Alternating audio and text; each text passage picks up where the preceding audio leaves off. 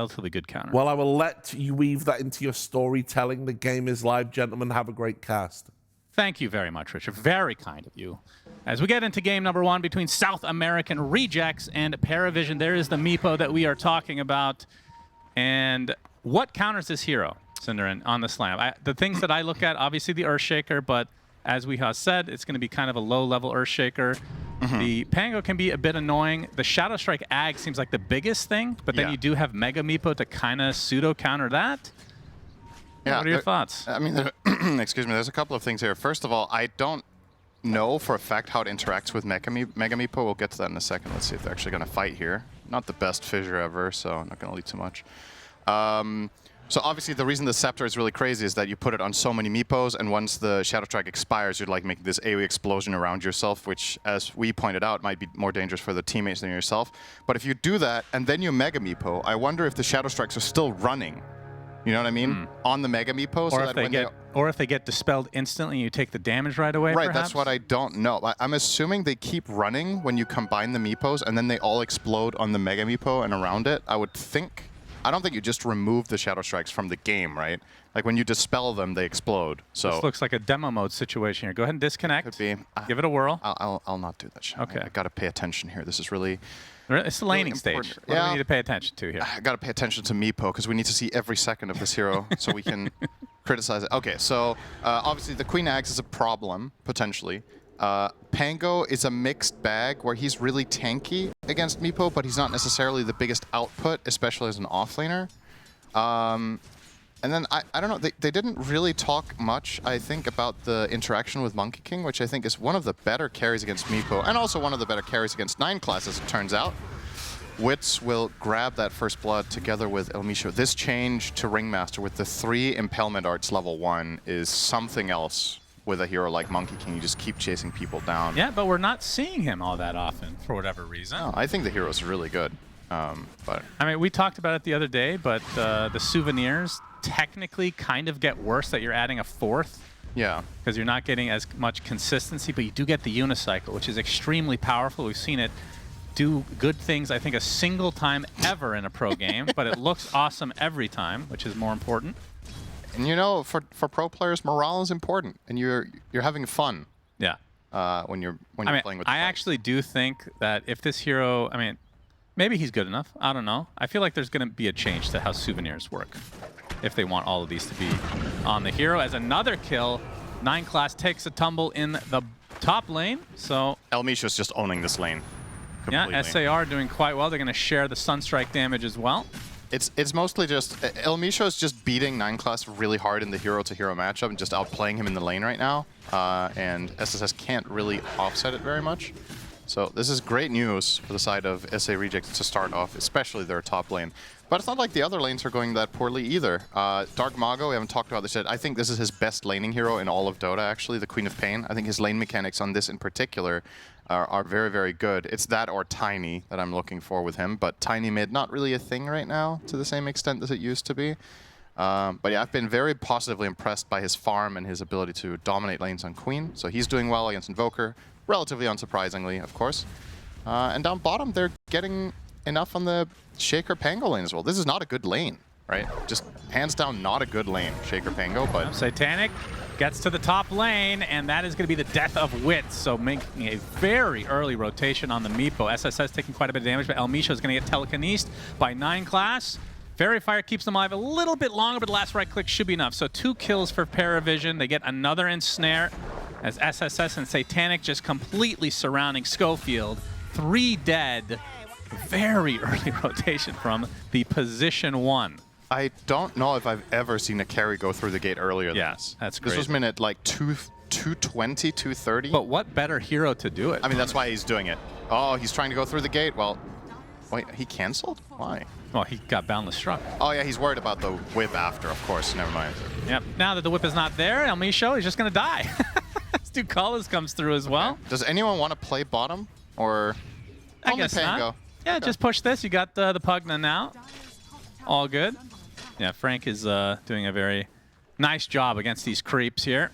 I would argue this might not be as good as it seems, because sure, you do kill the Ringmaster, but you lost 2 full waves on bottom on Meepo.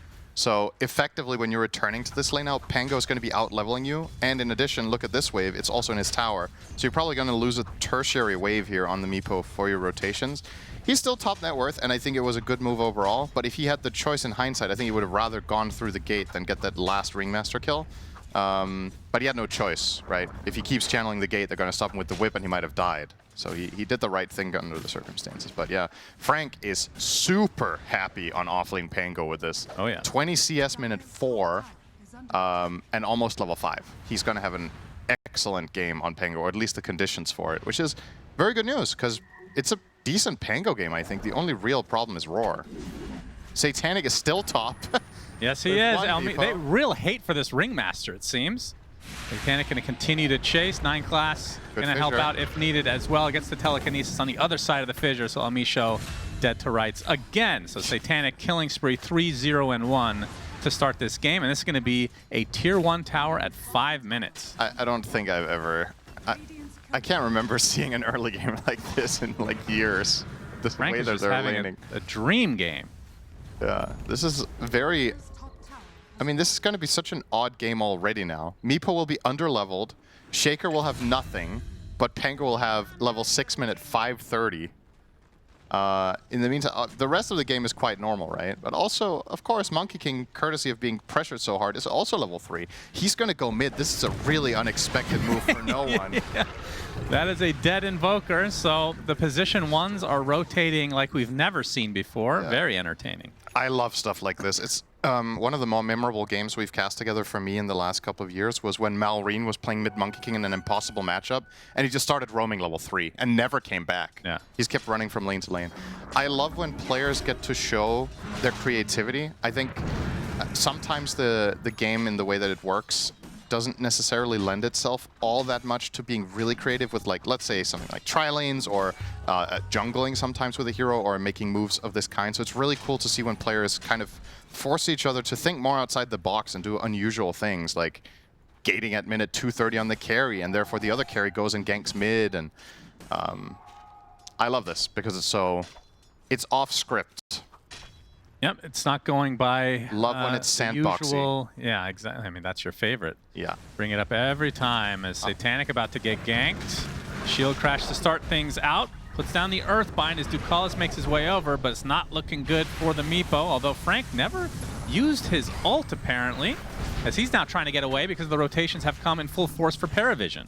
Yeah, nicely played there under pressure from Satanic. He got 2 back-to-back Earthbinds during the wind-up of Rolling Thunder, which is important because if he cast them too early in the animation, he might actually have got the ult off in the end. But then Rubik's there for a telekinesis for the 3rd delay, and they actually do manage to get him out of trouble. So well played there for ParaVision.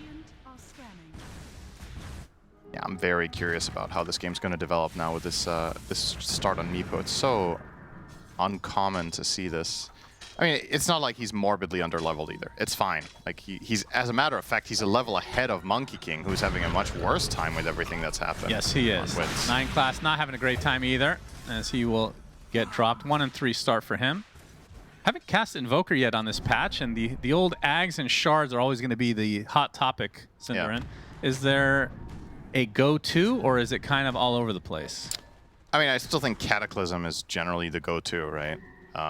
For the Shard, I'm not sure what he's going to prefer here. I think the EMP upgrade is really good this game against these heroes.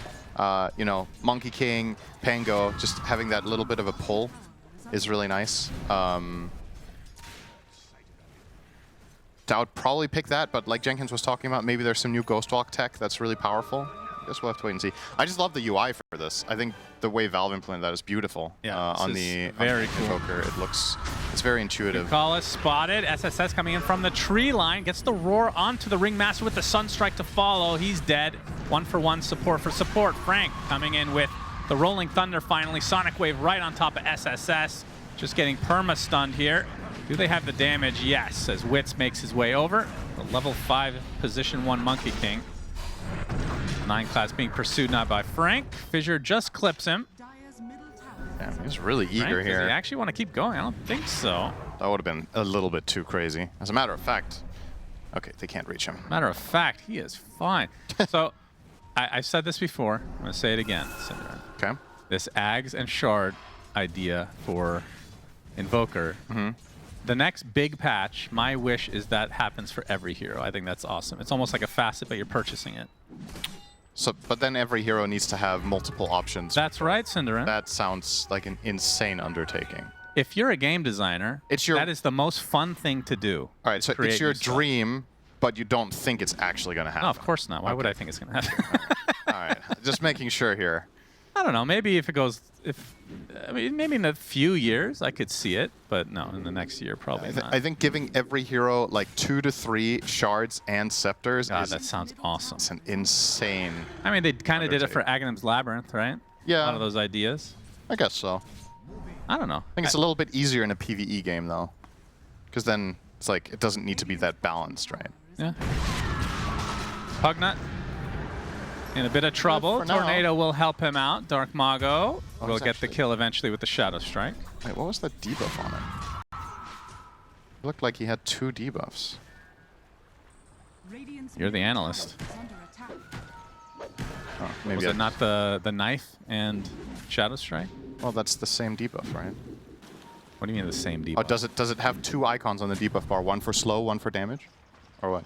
I saw the Pugnus debuff bar when he was dying. He had 2 debuffs on him, and I was like, what was the second one? Wasn't it knife? Oh, was it a knife? Oh, that's what you meant by knife. I thought you meant Shadow Strike. Oh. Okay. Yeah, maybe you're right. Maybe there was a knife too. I was just, at first glance, didn't recognize the icon, so I was like, oh, is this something new? But I probably just, it's early. South American rejects. Oh, smoke up. Paulus gets deleted. Welcome back to the land of the dead immediately. SSS in a lot of trouble now. It's going to get off the roar, but the Sonic Wave is there with the Wukong's command to follow it up. Easy kill, double, in fact, for Dark Mago. And we can see SSS going for the Helm of the Dominator build, of course, and we'll be going for the Overlord as well. Yeah. Yeah, I mean, SA Rejects, I think, making a lot of successful moves, right? Sure, 6 of the 9 kills are on supports, but the only hero on the Radiant who's having a good game at this point, truly good game, is the Meepo. Invoker had a bad lane matchup and doesn't recover that fast if he doesn't find kills. And I mean, I'm obviously going to defer to Weeha's judgment when it comes to Meepo, but at first glance for me, I don't think this is like free, as Schofield will get comboed here. If it was Weeha, it'd be free. You know? Yeah, for which team though? Yeah, I don't know. I'm just, I think this game state for SA Rejects, as far as I'm concerned, is good enough. Like Weeha said, if they don't contend with the Meepo at all, he can 1v5. I don't know if it's that simple. Like, if the other heroes are struggling enough that Meepo can just win this one himself.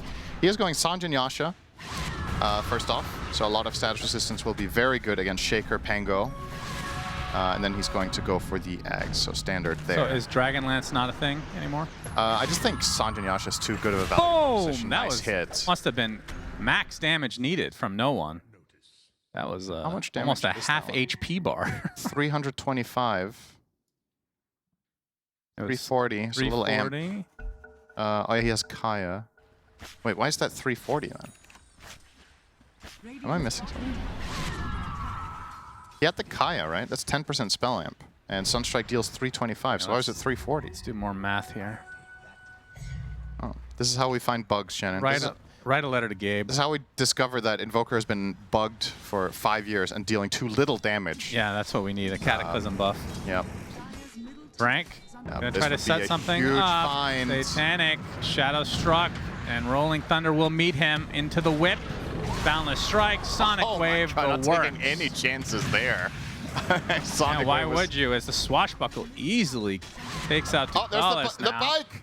Did you see him? I actually did not. Oh my God, he was so fast. Very sad to see that as the Wheel of Wonder finally coming out. 9 class takes the tumble as well, so 3 dead.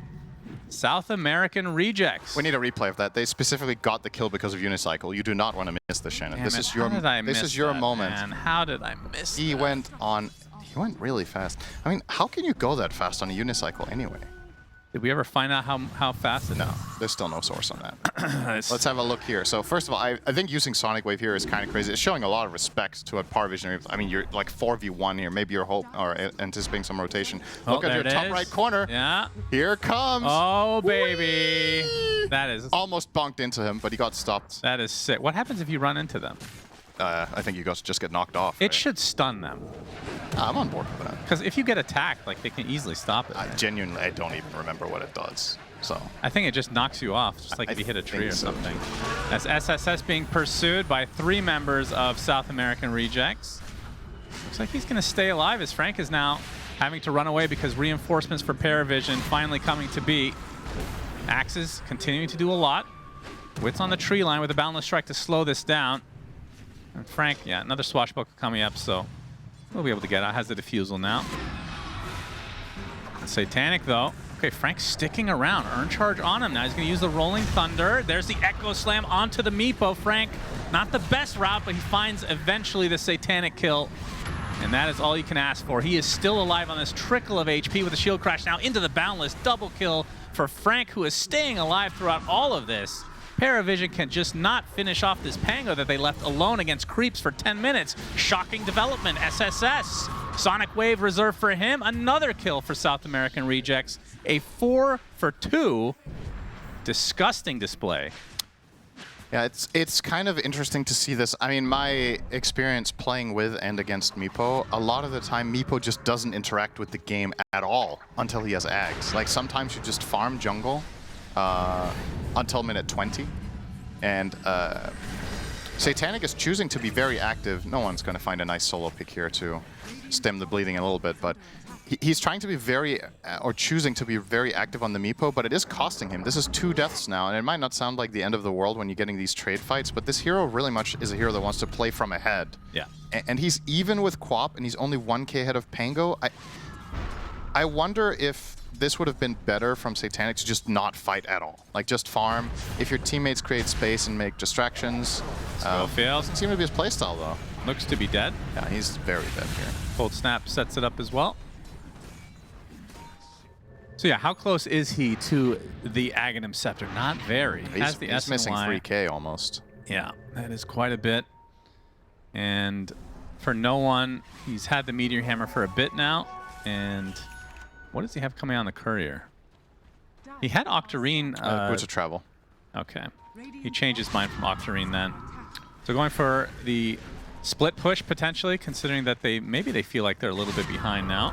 Travels into Glide. I mean, it's very good to play with Beastmaster with Travels. It's a super feels good item.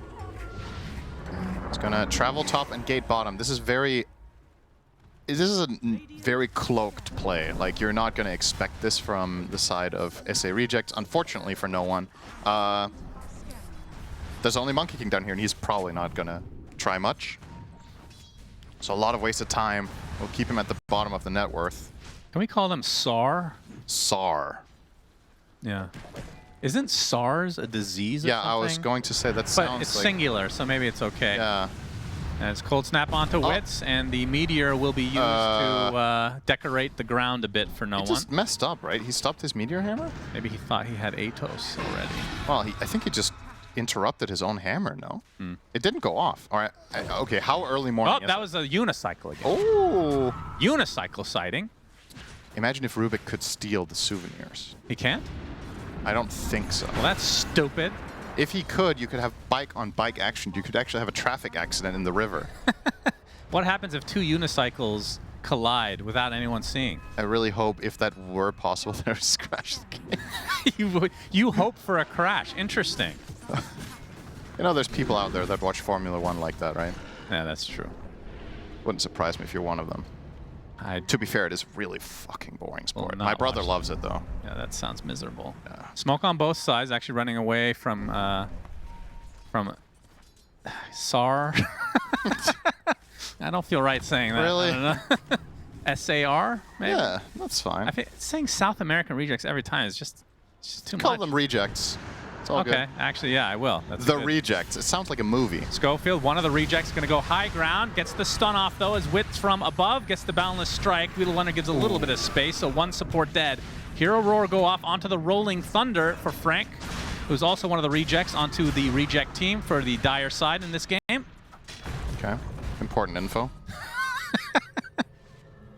They got out alive on all of them on the side of rejects here. It's kind of impressive that they suffered 0 casualties.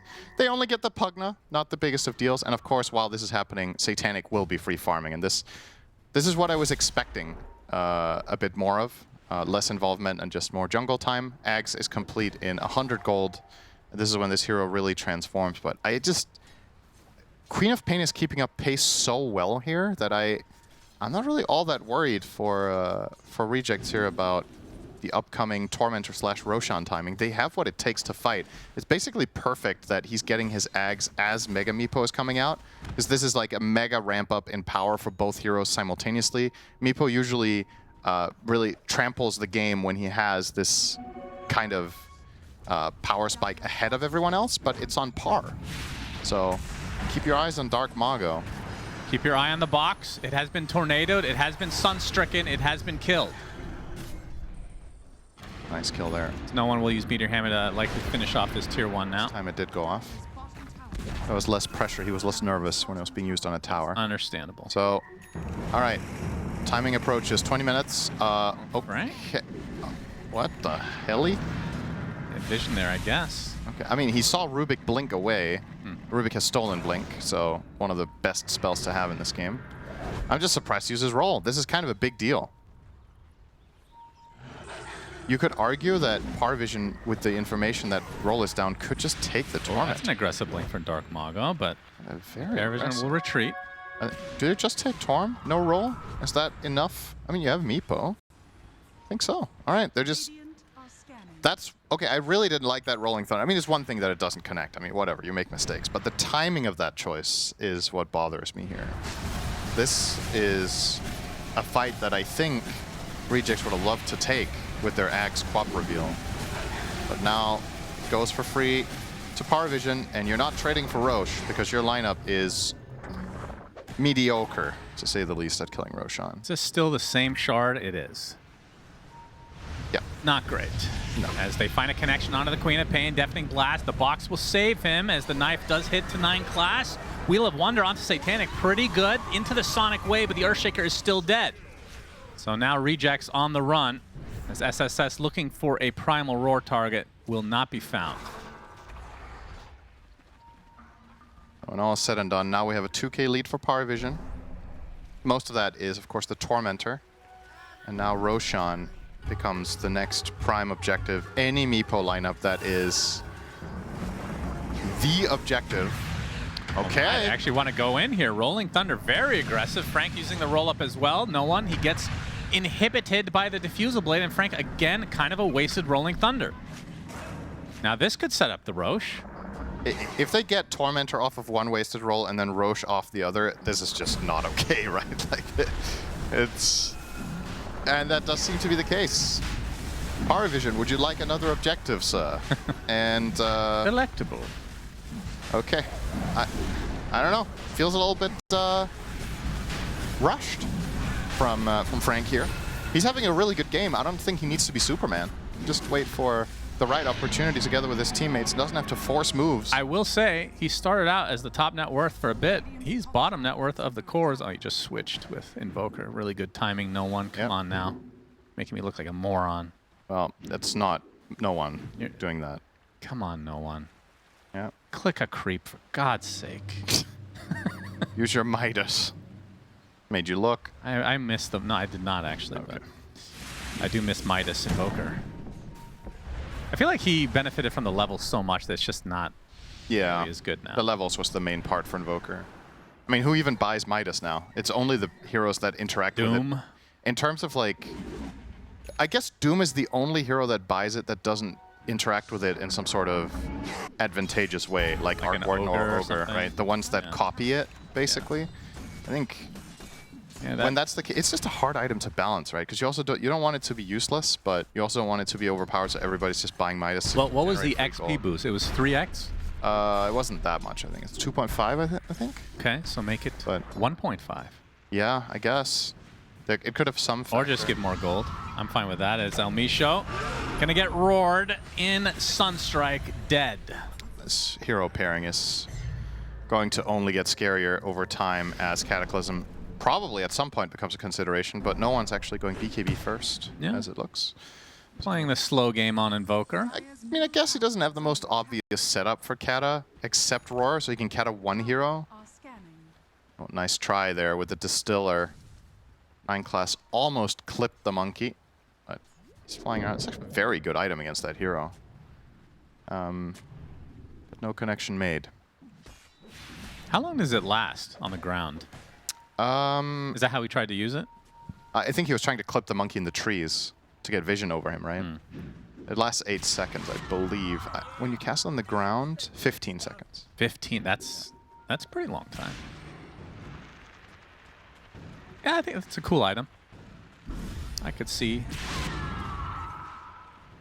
I mean, we see it in games where there's no obvious target as well. They don't necessarily only buy it for... I think for now it just feels like just a good item pretty much no matter what, which maybe is too good, but I don't think it's egregious or anything. Hey, whoa, the Unicycle. He needs to learn to drive El Micho. That's why he's on rejects. He got rejected from driving school. Driver's license been rejected, revoked. Sad. Well, as an avid biker myself, I can tell you driver's license is not necessary to ride a bike. That's a good point, Cinderin. If anything...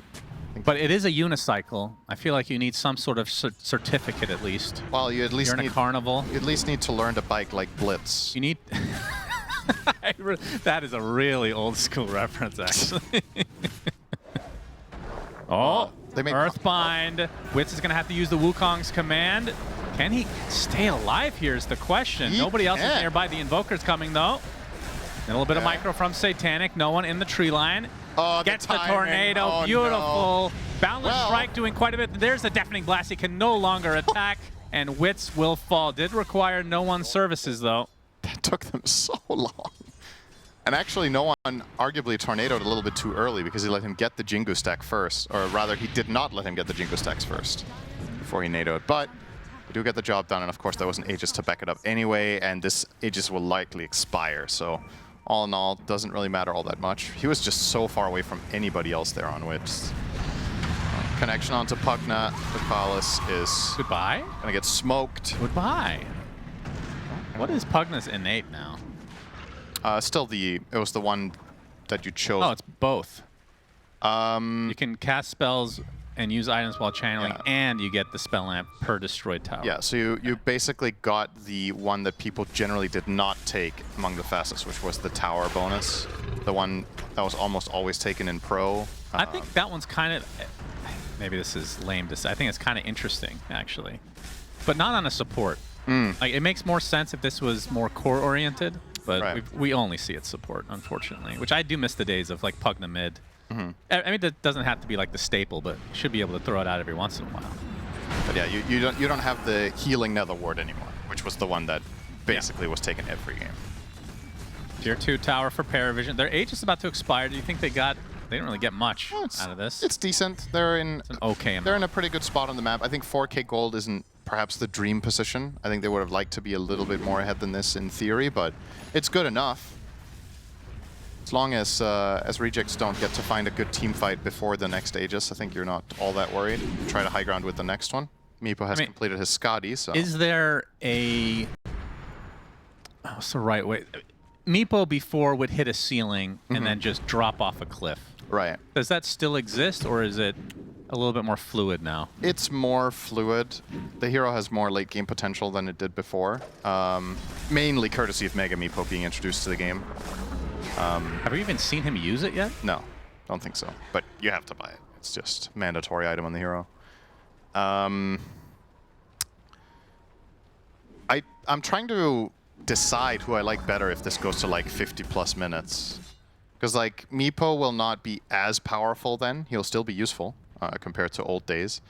But then you have Invoker and Beastmaster, who are like two late game monsters, right? Like late game is like double Roar, double Kata. Yeah, but on the at the same time on the Dire you have, I think Queen of Pain is one of the, like the, if I had to pick a top 5 late game heroes, she's on that top 5. Okay. So you have that, and I feel like ultra late game Monkey King also scales very well, and Shaker is one of the X Factor true late game heroes, where as BKBs go lower, the value of stuns goes up massively, and you can't refresh BKB anymore. So a hero like Shaker actually has way more potential late game, because you can now meaningfully outlast the BKBs and actually do something, where in the past, some hero engages with BKB on, then they refresh BKB, and you have to wait for 12 seconds to do anything.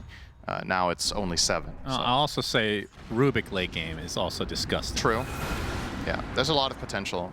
PVISION are getting a lot more out of the map right now, though. They're just playing way more effectively. This isn't mainly objective gold. They're just getting way more farm. Meepo is in multiple places at once, and the rejects are very concerned about formation, so they're playing very tight together, and of course that means you're not farming as much. So they need to find a fight then. If they're going to play this many heroes together at all times, if you're not fighting, you're losing. So look for trouble. If you're not first, you're last. Yeah. It's a great Ricky Bobby used to say.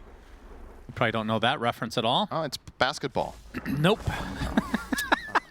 It's a movie. Oh, close enough. That was my second guess. I mean, those were the only He's going to be spotted. Boundless Strike, Echo Slam, Sonic Wave, the works. He gets off the Mega Meepo, but it's not enough. Big kill. Very big. And Roche, unfortunately, for rejects, 30 seconds from even knowing when that is. Oh, Satanic thinks they have another ward than they do, so he pinged it out incorrectly. So they're probably also going to keep this ward in the Radiant jungle for the next 3 minutes. So good news for the side of rejects, and PVISION most likely are going to do absolutely nothing until Satanic spawns. They should be playing defensively here. But instead, Lucaus is offering himself up in the river. Getting aggressive, but SSS comes in with a nice roar into the life drain. Sunstrike's not going to, actually does hit onto the box. The Boundless Strike now, Wits joining the party. SSS trying to get out, but he is going nowhere but the grave. 3 dead for PVISION. I feel like they are just, with Meepo dead, I think they're just too far out on the map here. This is, it sucks to play super defensive and kind of hide behind your towers, but the power level when Meepo's down, you just don't stand a chance at controlling the map. And if what happened happens, you're gonna bleed out heroes. You just need Shaker or Pango or whatever to run into literally anything, and you're just getting free kills here. They're not gonna be hesitant. I mean, Schofield would never do this if Meepo were alive. He's just blinking up on the high ground blindly, knowing he has protection. Invoker trying to save from the top left with a tornado, but Frank still gets in, and this fight's already lost. So I think kind of just throwing away 3,000 gold there, or 4,000 for no gain. I think this is a pretty big blunder from PVISION. Puppy's not going to be happy. No, sharpening his machete as we speak in the background. I'm actually hearing the grinder from here. Oh, that's what that sound is. Wow. Yeah, that's right. Thought that was you clicking your mouse. No, it says grinder. As 9 class being pursued now. Fissure holds him in place. He's easy pickings for the rejects. Butterfly now online, though, for Satanic. And the question is, how fast can Wits get an MKB? Has 2K in the bank right now. And does he want it? It's the other question. You don't think so? I don't know if he should be itemizing to kill Meepo or to kill everybody else. It's not like MKB's bad against anybody else. No, I mean, it's okay. I'm thinking... I mean, Nullifier would be pretty sick. Nullifier's really good against Pugna, and you could maybe consider just some more stats. I think something like Scotty is actually also really valuable in a game like this. You just want to... If you can survive the first initiation of PVISION, if you can survive the Roar Kata or getting jumped by the Meepo, Monkey King is an equilibrium hero in late game, right? If you have enough tankiness, you have 2 health bars. So there's a lot of really major value. I wouldn't even mind seeing, I mean, you probably don't buy Satanic in this slot, but I think Satanic in the next slot after whatever he's getting now would be good. No one, I mean, we hyped up this Ags and Shard, and he's gone for neither. He's getting a sheep stick now. Surely he'll get Ags at some point when he's 6 slotted. As we have a smoke on both sides, so this could be a turning point in the game. Roche available now. Scans are out. I don't think they've made any connections. Schofield. Really good positioning here from 9 class. Really nice. He's going to break the smoke. Yeah, they're going to open it up onto 9 class. He is dead. Does have buyback if they really want to fight. I thought he was going to stay in the tree line. It seemed like his read was that they were coming and he was going to break the smoke with Glimmer in the trees. They might want to fight. Frank's ult is down. They have sheep stick now for no one, which I don't think rejects know about. This is just going to be a singular kill. It's not the end of the world. I think 9 class just gave into temptation to go and Fade Bolt the wave, but in essence, he was in a very good spot there in the trees. Still, it's A-okay. He dies instead of his teammates. The smoke is used. And we are approaching his respawn, and then surely there's going to be some big fight over this Roche. I would say if Rejects get this Aegis, I would favor them to win the game off of that, whether they get to use it or not. I think this timing for Meepo is really important. Oh, no one gets the opening. He gets Boundless Struck, though. The Cold Snap's going to hold Schofield in place, the Tornado, and now the Surround Tactics. Ends up being an easy one for PVISION. Yeah, that's really 50 seconds. That could be Roche just like that. Exactly. That's why this is such a good find. They need to get to work, though. There's 1 minute before Roshan moves, so they have to start it now. And now the question is, can we get some delay from... Did they spot it? Don't think so. There's an Arcane Rune, though, for no one. That is filthy. They look like they want to fight 4v5. Queen of Pain. Well, they find no one. He's already at half HP. He pops his BKB and just dies. Oh. And just like that, the rest of PVISION now on the run. You see the Shadow Strike with the Aghanim Scepter on the Satanic, along with the Sonic Wave. Frank is there, the Mega Meepo, all in one special as they get the Roar finally onto the Queen of Pain. Dark Mago blinks out now with the BKB. Wheel of Wonder directly on the Mega Meepo as Satanic gets dropped. SSS next on the list as 4 dead for PVISION. Uh-oh. Despite not having the Earthshaker, the Rejects still win the fight easily. It means everything to find no one there. And he's going to be kicking himself because he can play his idea probably from his perspective. Oh, nice try from 9 class to steal here with the Tree Dance. More than familiar with Tree Dance, of course, playing that on Rubik, but didn't get the steal. He got the banner. That's at least something. Okay. From no one's perspective, he knows Shaker is dead and it's a 5v4, so I think he wanted to have an offensive position to see the rotation in and then go for potentially a better fight or some meaningful scouting. You're going to see the replay here, but they have the info and the vision on him and they get to kill him before he gets the escape. If he was on the left side of the Roche pit and he doesn't get initiated on, we have a totally different following sequence. All right, let's see. He's going to Mega Meepo. Does he take the... Oh, I think all the screams went off. I think they went off. It could be a visual thing only, but I think they all went off. I think so, too. That's okay. Maybe not as good of a counter as I thought, as in the Meepo countering the co-op. I think the matchup for Queen is just fine. No, that is some despair right there. What is 9 class thinking? To tag this image. Was he thinking, what are we doing? Why did I listen to Weeha? Why? I wonder if he was disappointed with himself there or with no one. Or both. Yeah, true. But clearly not feeling himself right there. Aegis going to go on the Monkey King, and he is indeed going for the Nullifier. Almost complete. Goodbye now. Oh, he's queuing up a Daedalus too, so Wit's weighing his options. No. Okay. There it is. Flying out. So Pugna not going to survive anymore. Rubik not going to survive anymore if he jumps them. Doesn't really do anything against the other heroes, though. I have to say, looking at this, I don't know if... Oh, hang on. It's a dead Elmisho. Poor observer. I was having fun with you. Yeah. It's okay. No one gets a kill. Interesting to see Ducalis not go for Lens. I feel like Pugna is one of those heroes that I would argue almost needs the item. And he's going Force Glimmer into Pipe, of all things. Pipe?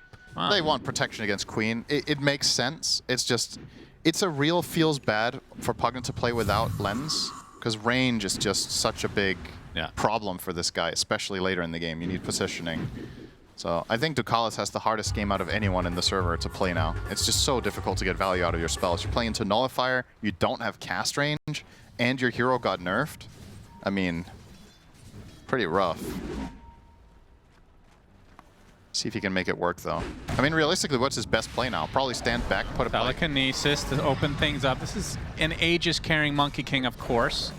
Schofield holding Satanic in place as the Wheel of Wonder. They have everybody here trying to get the Mega Meepo off, but the Wheel of Wonder holds him in place. Finally, he goes off, and now he's very, very healthy as Dark Mago wants to continue the pressure. That's just going to be a casual TP out for Satanic. Oh. They lose the Earthshaker as SSS. Oh, there's a haste rune just nearby. Not going to be able to find it, though, so it ends up being a trade. That was Support for offlane. super clutch from 9 class. I hope we get a replay of that. He saved Meepo's ass big time. He was TPing out with the Meepo. Monkey King was mid-animation on the stun coming out of the Aegis, and 9 class gets an instant telekinesis cancel. I feel like he's fine there, though, Super isn't he? important. If he gets TP canceled, Yeah. I don't know. I feel like they could have chased So him down. much HP. They're gonna get the Sunstrike, and Satanic wants to continue the pressure here. Ghost Scepter gonna keep him alive a little bit longer as Satanic gets insta-give. Was that a Shadow Strike? Oh my god! We need a replay of that. That was filth incarnate. Look at the damage. Holy shit. 10K. Oh my god. Oh, this game is so stupid sometimes, but fuck Meepo, though. He gets what's coming. He had it coming the whole And time. no one feels bad about that. Oh my god, that was damn. satisfying to watch. Jesus. And now the high ground attempt for the rejects. And we're going to see the replay. It's more important. It's Okay, like, just look, because we could, I Is mean, it- how does it work? So he's in non-Mega Meepo here. yeah. So there's Shadow Strike on all 4, right? Yeah. So they're all going to explode, and that means he takes... Oh my So, God. so what's that? So he takes 4 Shadow Strikes on each, or 4 Screams on each of them, right? Yeah. Yeah. That is so disgusting. No one's regretting life decisions here. Why did we listen to Weehaw? He said it was a free Meepo game. So that's one lane for rejects, and now they are in the driver's seat. 15K lead. This looks very, very comfortable now. I mean, this is effectively, in old Dota, this game was over, right? Because Meepo just wouldn't have any timing anymore. And under many circumstances now, it's obviously bad. By all means, it's bad. But it's extra bad because of Quap, as we just saw illustrated there. This isn't just any 15K lead against the Meepo, it's with one of the best counters and one of the best late gamers. Dark Mago is almost level 27. That's pretty good. Yep. Pretty good. And he has the 25 talent for Blink cooldown reduction. So 3-second cooldown on Blink with Octarine Core means he can almost effectively chain silence. He has a 1.75 second silence every 3 seconds. He's insanely tanky. Are you surprised he went for that over the other one? Not really. I think it's really good this game. You want to just keep silencing Meepo. You want to keep silencing the supports. I think it's really, really strong here. And yeah, he's just not going to die, right? 4.5k health, Bloodstone, Axe. He's so decked out. What's he getting next? Is it a Shiva's? Yeah, he has a Shiva's too. Oh my god, he's 6-slotted. Like fully 6-slotted. This isn't just, oh, one of them is treads. He's starting to replace his item build. Yeah. Oh, he changed his mind? Or what? He changed his mind away from Shiva's. He's going Lincoln's instead. All right. So I'll say, usually we don't bring it up because Spotlight's kind of meh, but against Meepo, Mischance seems pretty it's- good. The all right, roar let's onto see. Dark Mago. How much HP do you have? Do you need any more? Deafening Blast on top of him. Pops the BKB, and Satanic gets Sonic waved. Where the hell did he end up? The Mega Meepo was activated. Did he dig? He dug indeed. He stays alive a little bit longer, but SSS not going to have that luxury. There's a TP out for no one. Mega Meepo out. Could have been worse, but still not good. You can see they just do not have the damage to kill off Dark Mago. Let's follow Rubik the Frog while this is happening. Oh, he TP'd to base. How boring. Man, what a game from Dark Mago this has been. Just, I was hyping up his Quap in the early game. I don't regret it. This guy is exceptionally good on this hero and has really put the team on his back this game. 13-0 and 16. Pango is 10-0 and 15. They have 2 beyond godlike heroes, by the way, against PVISION. One of the top dogs of the tournament. Not a bad look. Game number 1 for the rejects here, and this hold is going to be pivotal. It's basically game ending if you lose this fight. Let's see if PVISION can find Still some a tier angle. 2 top, so they might just give this up, honestly. Yeah, you might choose not to fight. Yeah, that seems to be the case. No Beastmaster, no fun. It's overwhelming Blink now on Pango. There's the pipe to help Satanic stay alive from the 20 Scream of Pains that he will suffer through. Yep. How much damage is Scream of Pain? 460 with the talent on 20. So 4 of those go off simultaneously from the Shadow Strikes, and then you cast it yourself. That's like a 2,000 AoE nuke. Not including That's without Sonic Sonic. Wave. Yeah. So that's another 625 pure, and none of that counted Spell Amp. So we're probably looking at a Dark Mago combo that goes off on Meepo, where 4 Shadow Strikes explode, you cast Scream and Sonic, is probably something along the lines of 3,000 pure after reduction, right? So you need the pipe to mitigate and at least turn it into, like, say, 2,500. Something like that. Dark 9 class, they finally catch the rat bastard jumping around as a frog. A little bit now they find the butler, Ducalis. Yeah, he's dead too. So both supports dead as the Boundless Strike kind of deletes him. Yeah. Love the build from Wits, by the way. Ending up going the Nullifier into Scotty. I really like this approach of not countering Meepo. I think this is a great read, and I would like to see him not buy MKB now either, even if he wants the final slot instead of the treads. I think I'd rather have a Swift Blink or something like that, because Meepo's just not a problem for him. It's not his responsibility. He wants to kill supports, he wants to kill Invoker, and Meepo will be dealt with by big boy Quap. Diffusal used to be a thing on Meepo as well. We're not seeing that anymore. It's just this game we opted not to. It's occasionally a pickup. I don't think it's like dead. Oh, and speaking of dead though, SSS. Yep, had to use his roar. Now BKB, Sonic Wave finds him. He's surrounded. Last Only a matter of time. Yep, as Meepo taking a full Rolling Thunder into the Wheel of Wonder. As Wits with the Wukong's command, Satanic finally gets off the Mega Meepo, but he has been controlled all game long. And this is only a matter of time before he bites the dust. Digs it up, and now they can surround him. Wukong's still up, gets off the blink actually, might be able to get to the other side of the wall. Fissure holds him in place just a little bit longer as Dark Mago. Yeah, Ducalis tries his best to life drain, but it's not to be. That's an instant buyback though from Satanic. And that means Reject's now on the run. Bash hits for Frank. Has blink up in 3 seconds. Gonna get rooted though. Oh, gets off the roll up and the blink. He's good to go, so they get nothing out of the buyback from Satanic. What a sick disengage there. That was a Meepo buying back with blink and chasing them, and both Pango and Quap get out unscathed. Really, really nicely played by the Rejects once more. I mean, the thing that's kind of interesting about this in a bigger sense in terms of the tournament is that usually when you go into day 1 of playoffs like this with Swiss, the 3-0 teams are facing 3-2s. So you would think there's like some relatively clear tiering. A lot of the time, day 1 of playoffs like this has one-sided series, 2-0s. Oh boy, Satanic. Yeah. That. Oh my. It never gets old. It never gets old watching Meepo get obliterated. I love it. More. So filthy. Come on, Satanic, keep playing. You can die again. Not cheering against the team. I just don't like Meepo. But that's my personal bias against the hero. Yeah, that's understandable. What a game, though, from the Rejects. I think this was... That was awesome. This was class. This was very high-level plays. I love the way they played the map. But we kind of screw up we just screw it up, you know, sometimes. I mean, it's good for the viewers, so it's really for them, right? Well, for sure. It's better for them. Great. Now your draft this time. We will see SS getting first blood. SSS, so congratulations. This draft is very reminiscent of last tournament. Jakiro, Largo, first pick Hez. Are you aware that this is Season 8? Yes. Okay, cool. Why this tournament? I mean, we're not seeing Lone Druid, not even picked or banned. You know, pretty crazy to me. What was the plan going in here? I mean, they are very good against Lone Druid, and we are perhaps not that good with it. So there's no point risking to them because we already lost trying to do the Lone Druid strategy against them. All right. Well, fair enough. Well, we got to get into the game. Obviously, it's starting just real quick. Then, do you think that this one is in the bag? Will we be going to a game 3, or will it be kind of tough? This one we have better chances for sure. Thank you so much, Puppy. An excellent job, and we'll head straight into the game with our 2 casters, Suns fan and Cinderin. Thank you so much, Sir Action Slacks.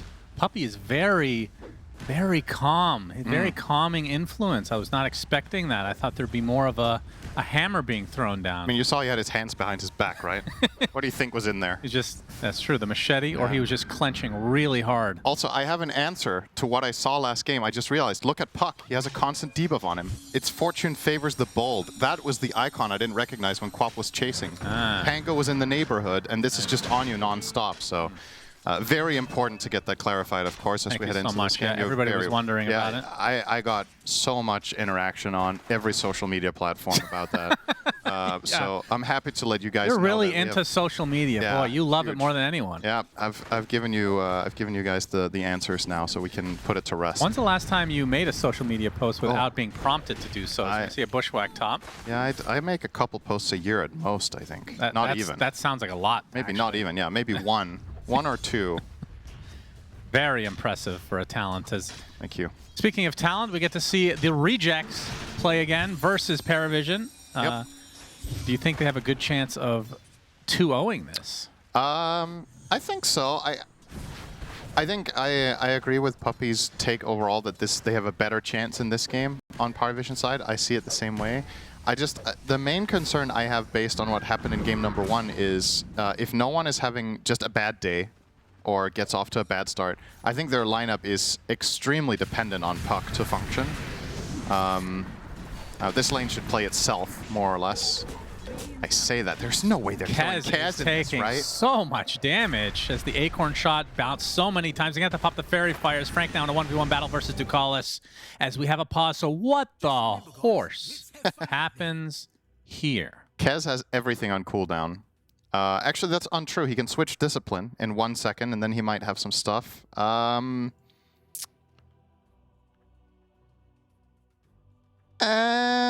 Usually we have a timer on these things. Yeah. Oh, I didn't give you multiple choice. Does Frank live or die? I think Frank lives and Ducalis dies. Okay. Frank I was very is wrong. very dead, and Satanic dies I got afterwards.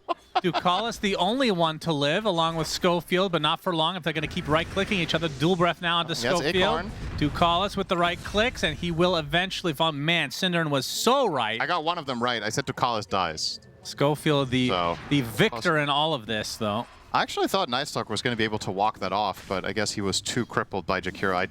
In fairness, I didn't check how long the slow duration had. He is left. Daystalker right now, so that's right. Quite useless. I mean, just the fact that they got a 2-for-1 trade up here is insane to me on paper. Like, Nightstalker Hoodwink in lane winning this is wild. So, Ennis is ahead of Kez minute 3:30 on net worth. I thought this was going to be the biggest gimme lane of the whole series. Like, Kez Jakiro into a daytime Nightstalker should just be a freebie, but Hoodwink is strong, and they are leveraging Nightstalker's good base stats to just stand his ground with high armor and a lot of HP and letting Hoodwink do the trading. So, well done so far up there. In the mid lane, we're seeing what Weehaw was talking about. Pango non-stop in the face of no one with all this physical damage.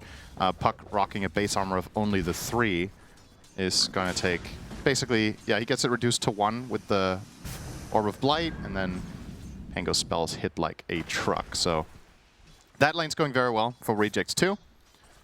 At the very least, though, for PVISION, bottom lane is where it's at. The Monkey King AA, Monkey King with another support might be able to run this lane against Largo Caudle, but AA doesn't really have the best time here. It doesn't interact with the lane very well.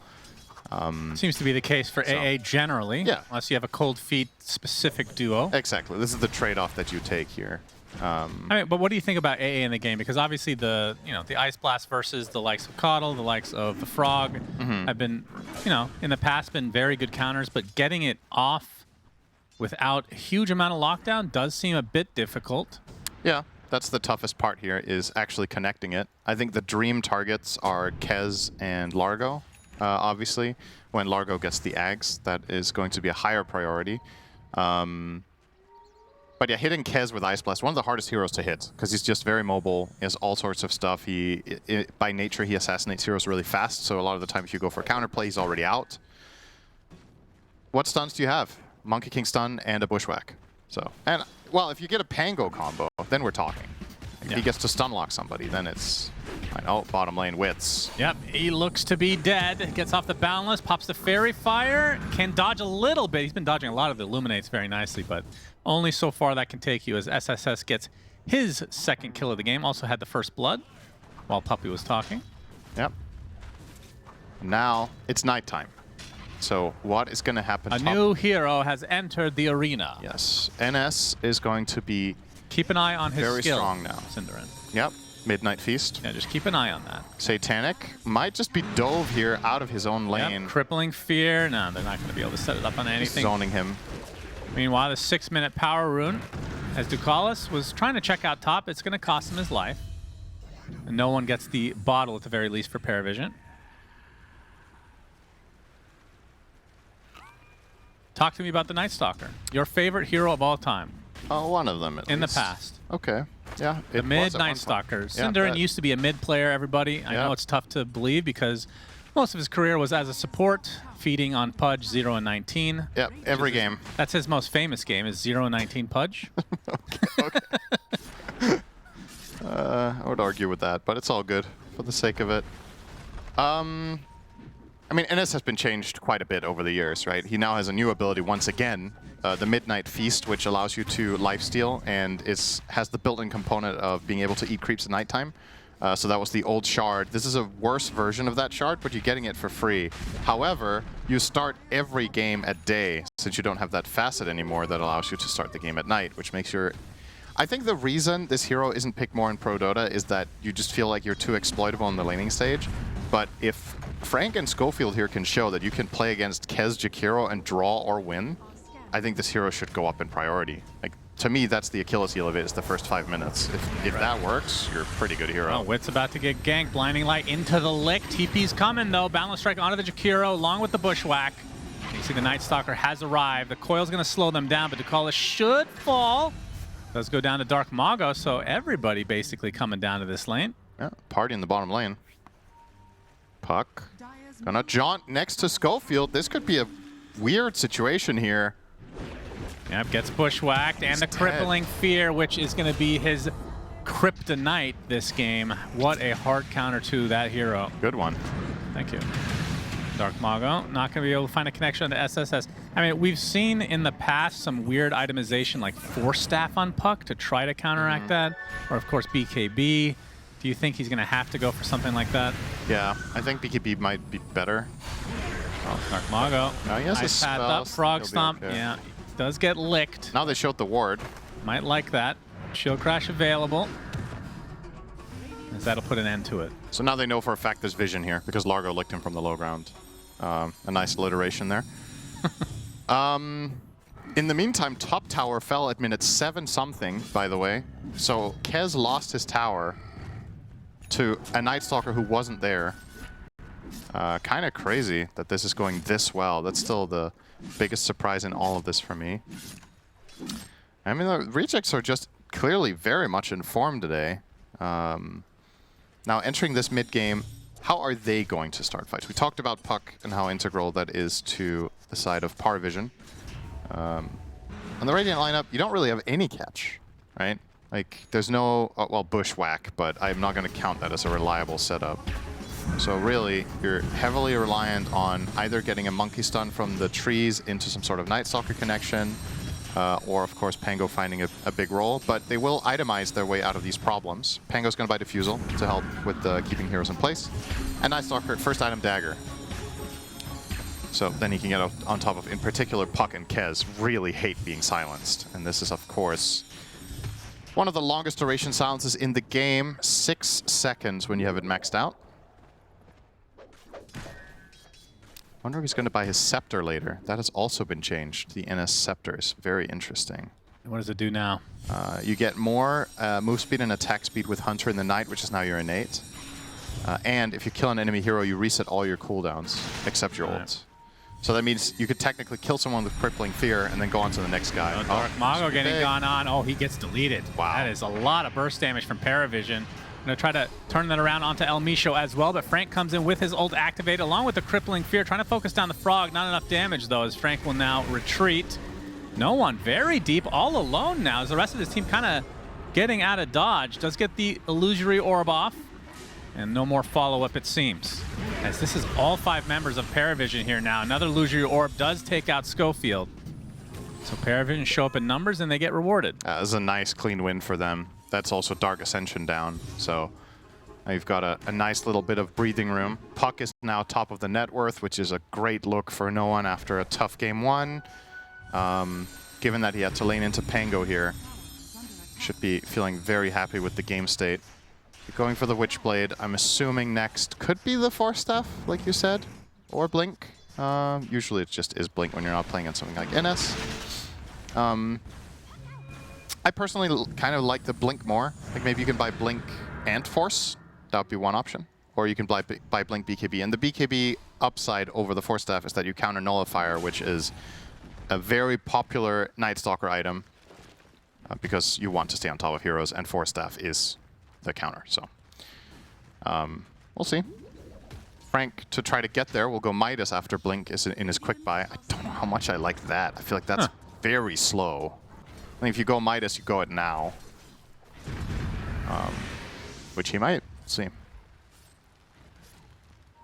A little smoke action from PVISION. Opens up, though, with the reject starting it out, but now the Nightstalker completely isolated. Attempted TP. He's dead. Stun from Kez. By the way, Kez going Battle Fury. Okay.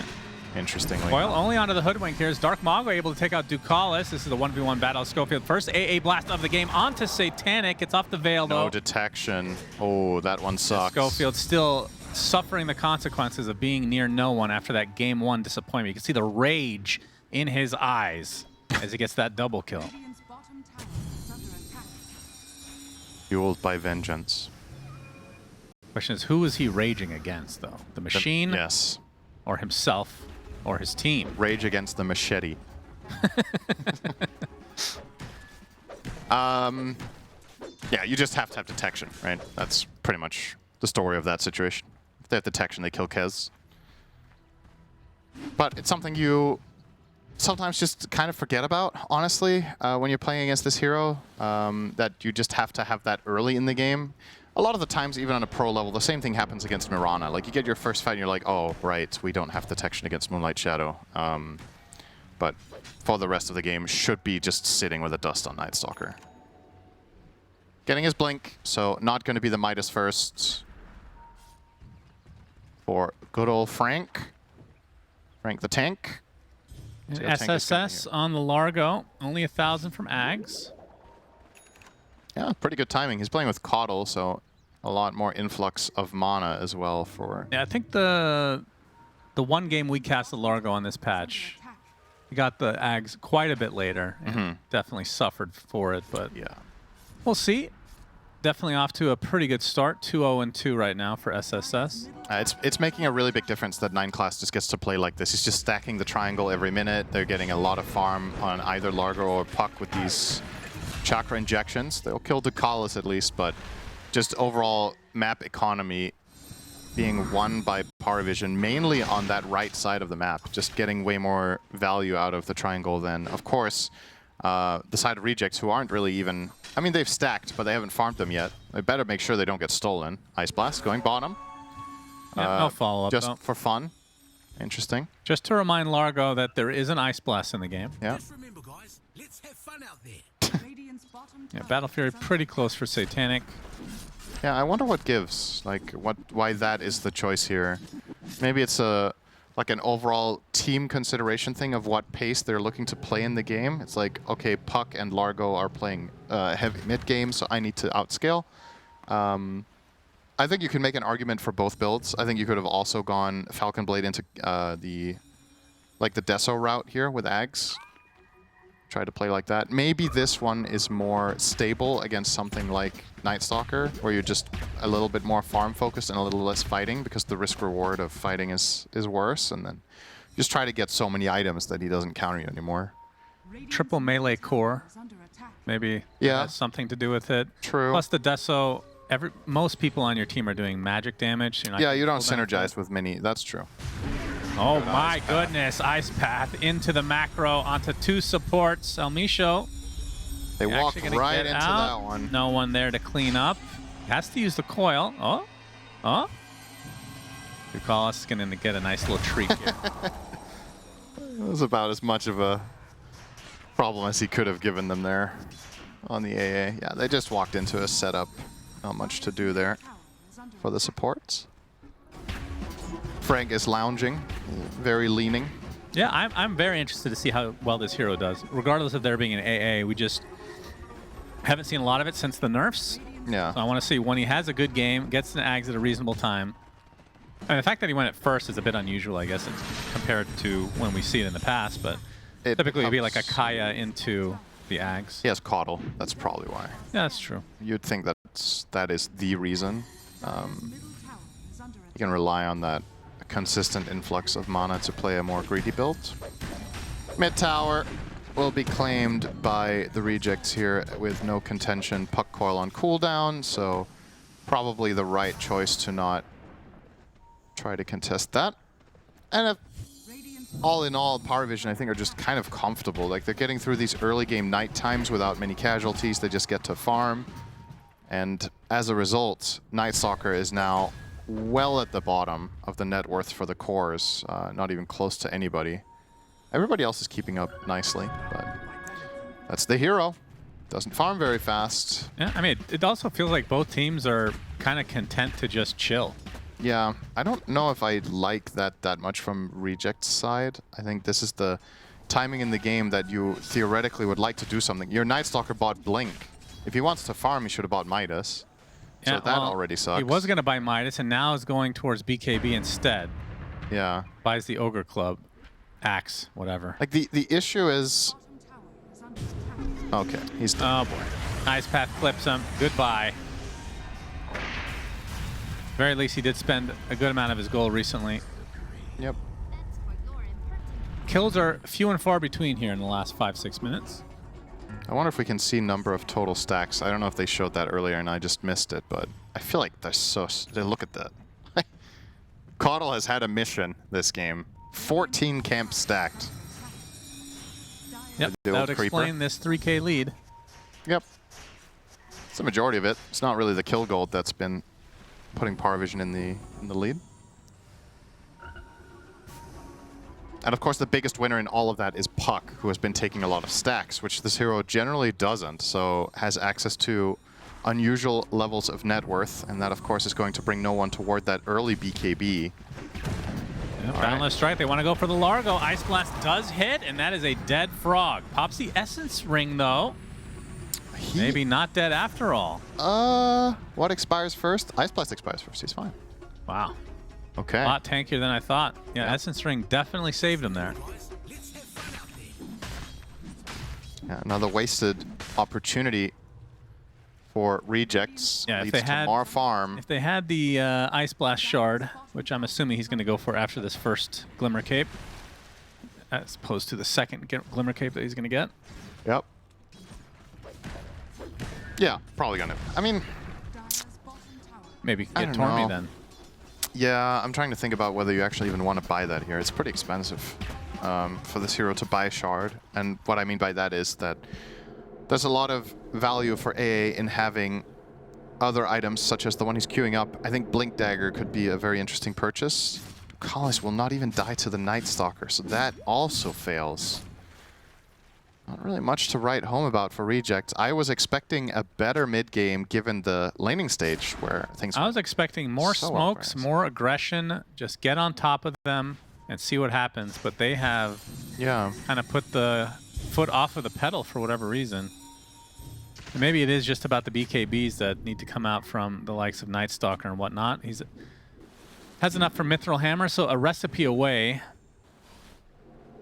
But like, what is Wits going for? So Wits has Deso, Mage Slayer. He's buying Shard. Buying Shard, which again, aggression. Yeah, it's another added to the list, right? Having Mage Slayer and not fighting, probably a little bit weird, but all right, gonna get forced to roll here as Dark Mago was scared of the Puck connection. And now it's Tormentor time, but they are evacuating the premises, just full on giving it up to PowerVision, and might also bleed. Oh, quick blink here from Frank, still gonna get Stalker. Yep, stunned out. Dark Mago is nearby, but that's not nearly enough. 0-4 start for Frank. Yeah. We like the Nightstalker in theory, but hasn't done anything with it yet. I mean, the funny thing is, what I thought was going to be hard is what was easy for him, and what I thought was going to be easier has been the hard part. Like, the lane went so much better than I thought it would, but then the transition into first and second night hasn't really given him anything. So now he's stuck in this awkward spot where this hero isn't really contributing much. And yeah, his net worth is not going to look any better until he wins a fight here. So free Torm for the side of Pari, and of course they barely take damage from this, courtesy of Largo Caudal. Very cool AoE healing combo. So they don't even need to reset anything. They can just keep farming and doing what they were doing. That's Quite the luxury. Satanic with the Manta is now going for a BKB of his own. Just farming up a storm here.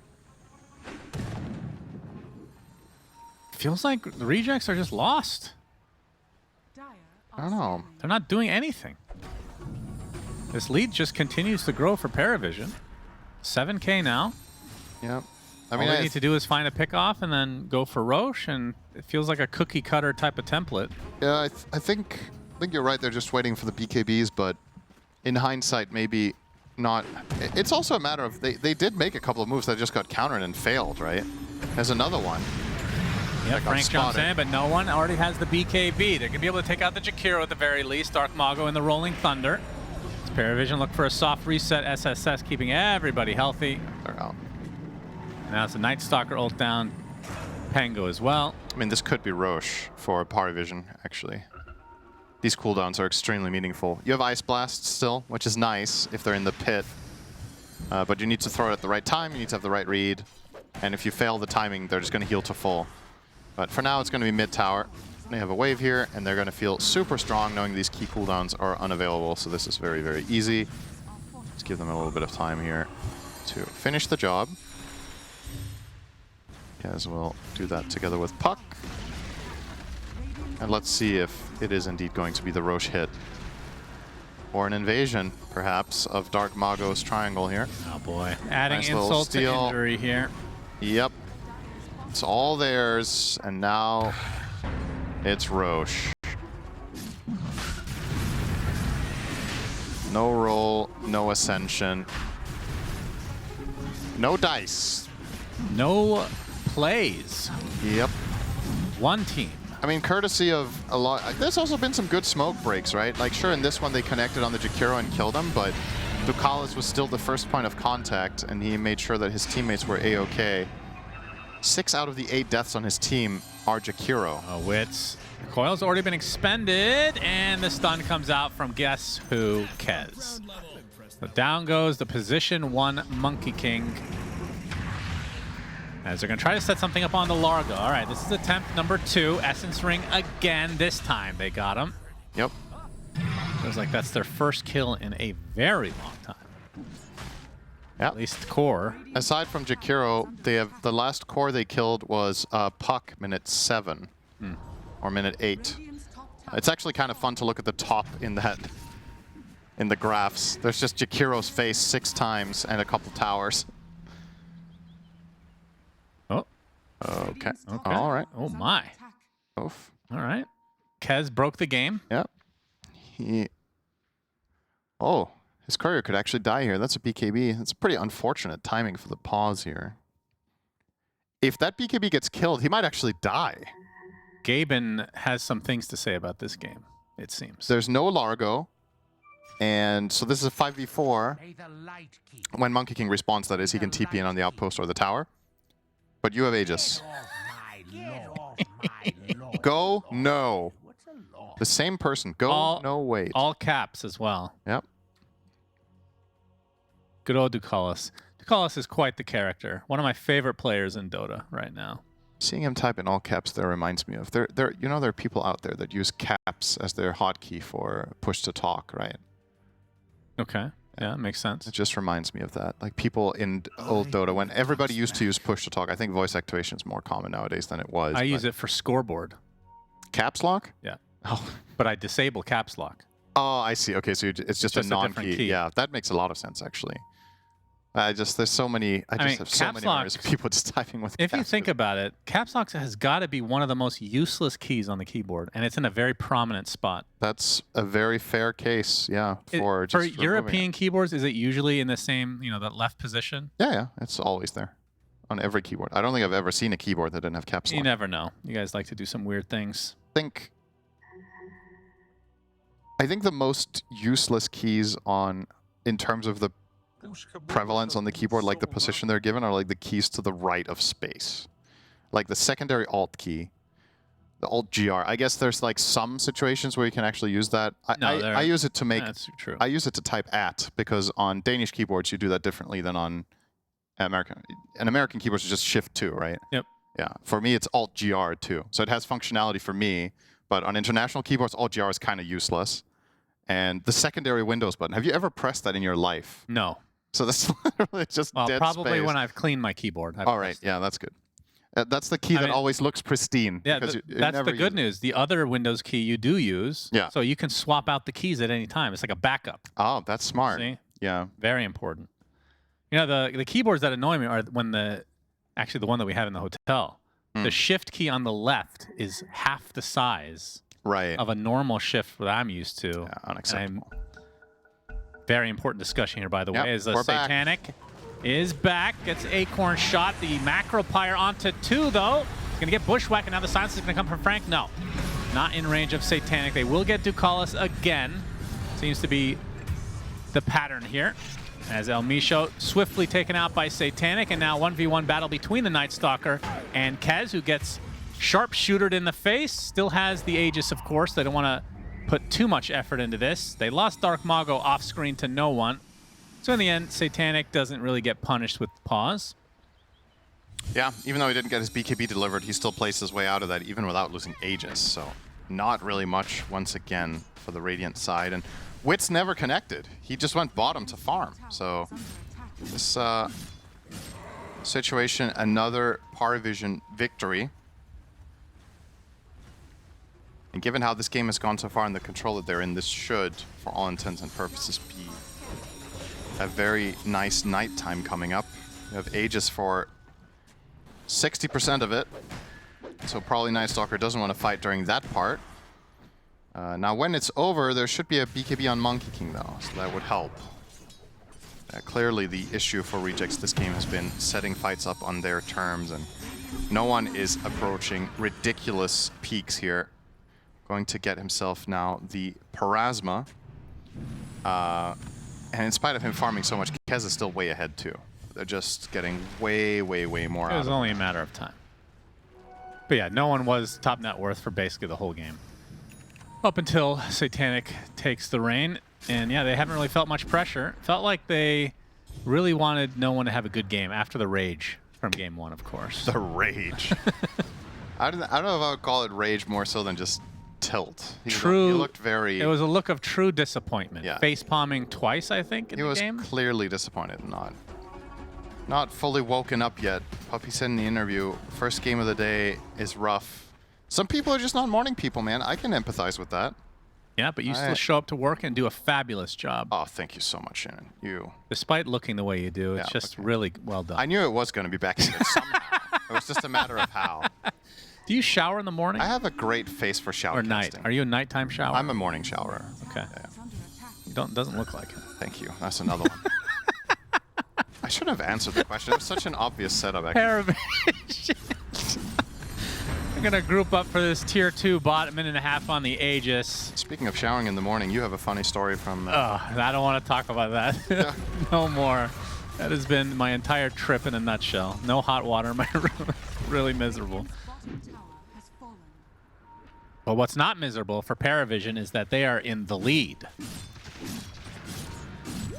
And they could very well push this to a game 3. Yeah. So 10K now. Aegis, 1 minute left on it. I feel like there has to be a winning opportunity. And if there isn't, okay, well, maybe it's now. Yeah, they try to go for the Kez. They will get life number 1. Okay. And they get it a second time. No rolling thunder as no one trying to make space. Pops the BKB, gets the coil onto several heroes, and the rest of PVISION can now connect. But the BKB from Franklin allows him to get away. El Micho the first to fall. All they lost was 1, but they did expend basically everything for this. They have no solution to this puck BKB. He just jumps into 4 heroes and they can't fight back.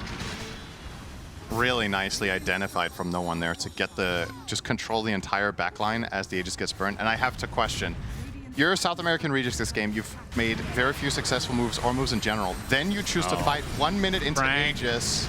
Frank is going to die inside of his own ult, so even with a buyback, as Satanic almost falls, but the Illuminate heals him up, along with the Largo now uses the Raptor Dance, get a little bit of extra HP. And this should be a full lane for PVISION, if not more. And they're up to full, like nothing happened. Largo things. SSS just singing his song. Looks like they'll just get the melee and run away. Okay. Bit surprising given that there's 15 seconds on NS, but maybe they thought there was going to be a moment of opportunity for Rejects to get something going. But yeah, I don't know. There's just something that feels wrong about their passiveness, and then they choose to go with 1 minute left on Aegis. That's when they strike. And I understand that there's obviously some like levels to this where, okay, he was clearly out of position. They felt like that was a good time to kill him, and they were obviously successful.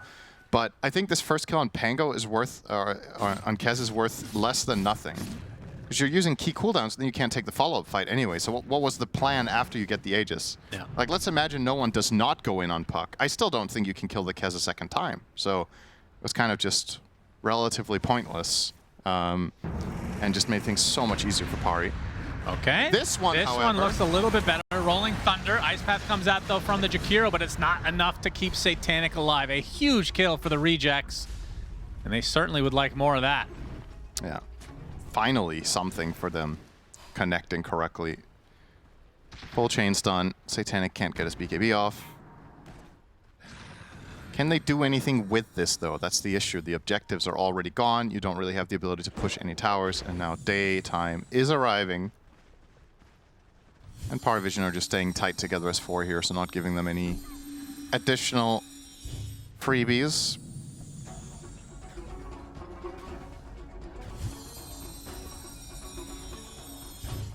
So PVISION just gonna bide their time, wait for this next Roche, obviously wait for the respawn on Satanic, and see what else they can get going here.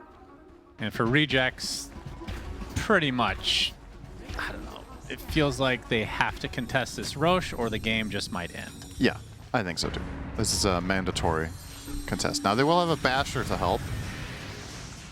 Could make a difference. It is very nice to find an opportune moment to stun Kez when he's trying Puck to even. Raptor or Puck. I think that kill is really hard. Honestly, that's the biggest problem I have for Rejects. Even if this game goes later, like 20 minutes, like who's gonna kill this Puck?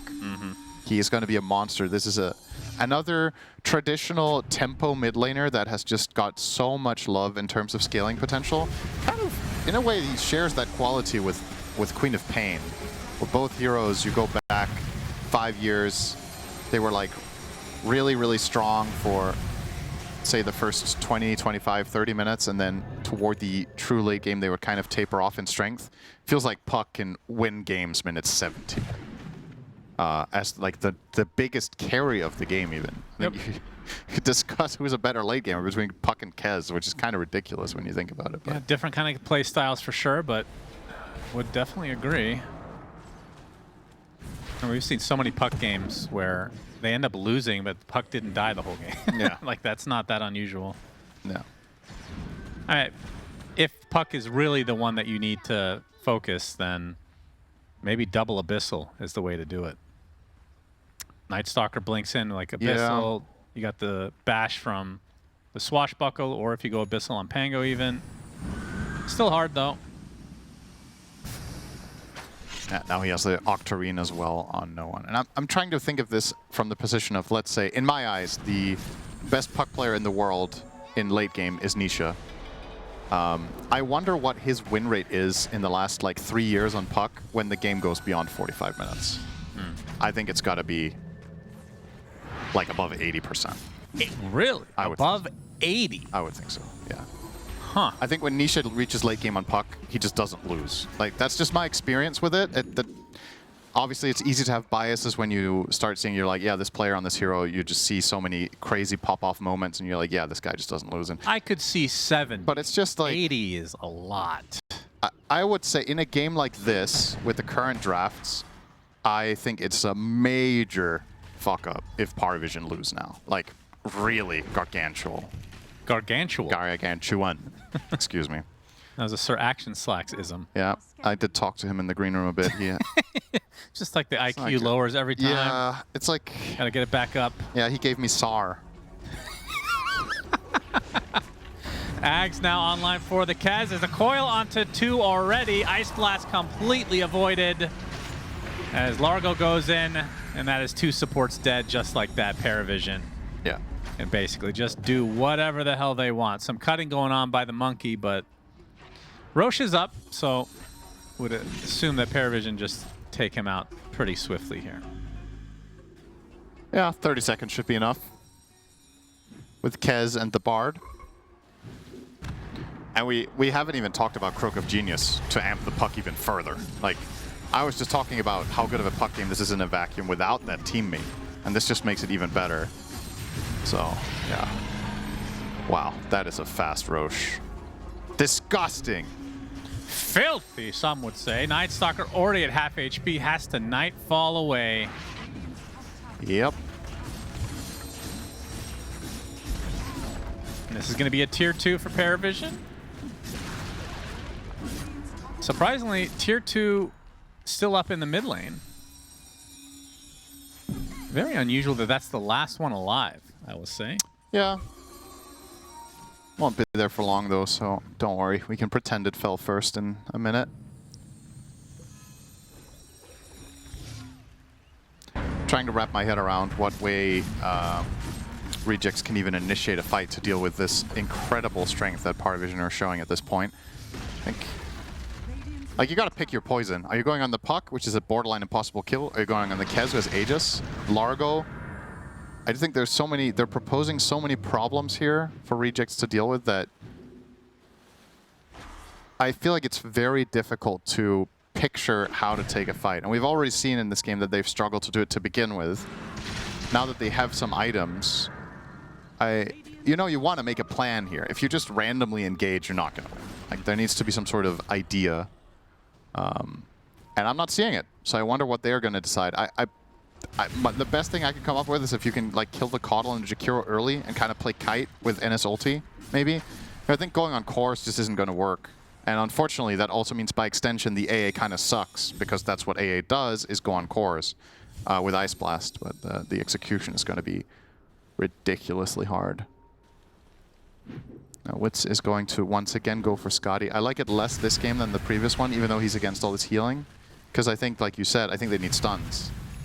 So it would have probably liked an Abyssal, but maybe your stats are just too shit then to actually kill anything. I don't think there's a good solution anymore. No, maybe not. Well, this... There is a solution for Ducalis. Okay. And I think PVISION used to fighting without him because he died basically every single fight. They get the Hex onto the puck. He gets forced up the other side, but a phase shift dodges so much damage. Will-O-Wisp helping out as well. No one. Illusory Orbs to the other side. Dark Mago trying to finish him off, but another phase shift keeps him healthy, so no one survives. And like we said so many times, so much used now for Rejects. Now the resources completely down and out, as Satanic can feel pretty confident to just go in this deep. Obviously still has the Aegis, might have to use it, gets licked up, but the Crippling Fury can hold him in place. Frank, he's going to be the one to tick out instead, as the Veil will keep Satanic out of reach of the Rejects, and now the buildings are going to start getting damaged. That was a pretty valiant effort, honestly. They were close to killing the puck, which I didn't think was going to happen, but the Hex obviously allowed them one minor moment of opportunity, but still you Hex him, he gets saved by a little lick, repositioning him ever so slightly, gets the BKB off, and once puck is BKB, you can't kill him. So, it was a good try, but PVISION are just too strong in this one. Secondary lane to fall here. And now, just seems like a formality to get the Megas. You definitely want to stick around with your Aegis, and knowing that Nightstalker has cooldown on ults. Kezzing it up. Kez in this tournament until this game, 10-2. Yeah, pretty good. Now 11-2 in the cars. Ooh, nice Manta dodge. Yeah, that's a young man right there, I'll tell you what. Goes in onto the Monkey King in a pretty precarious spot. Ice Blast does hit a couple of heroes, but the Monkey King already half dead, trying to fight his way out of it. He's fighting against an Aegis right now, so that's life number 1. And Dark Mago ult ends. Ducalis gets the 4-step out of the ring. The Satanic insta-BKBs. They've already taken out the Nightstalker, and now the rest are just going to fall. Double kill for no one. Looking for El Micho on the outskirts of his base. Attempted TP not successful. Ducalis makes sure to die, so... Yeah, keeping tradition alive here. And now it's going to be Mega Creeps for ParaVision, as the GGs should come pretty shortly, one would think. Maybe thinking about what they want to do in Game 3. Maybe picking, if you want to play like this, then go heroes that farm and buy Midas. Don't buy Blink is my recommendation. As Dark Mago trying to delay this as long as possible. Satanic is literally farming in their fountain. Jesus. He gets Hex, Sharpshooter, just going to brush it off, though.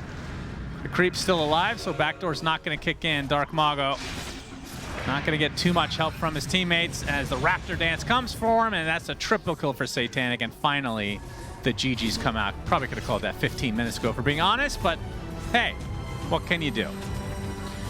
Yeah, this seemed like I'm not going to call this strategic error in terms of the draft, because I kind of like the idea of what they were trying to go for. They just weren't able to find the right fights, and you know. Yeah, but for Mego, like, what's he going to do? He's got to change it up.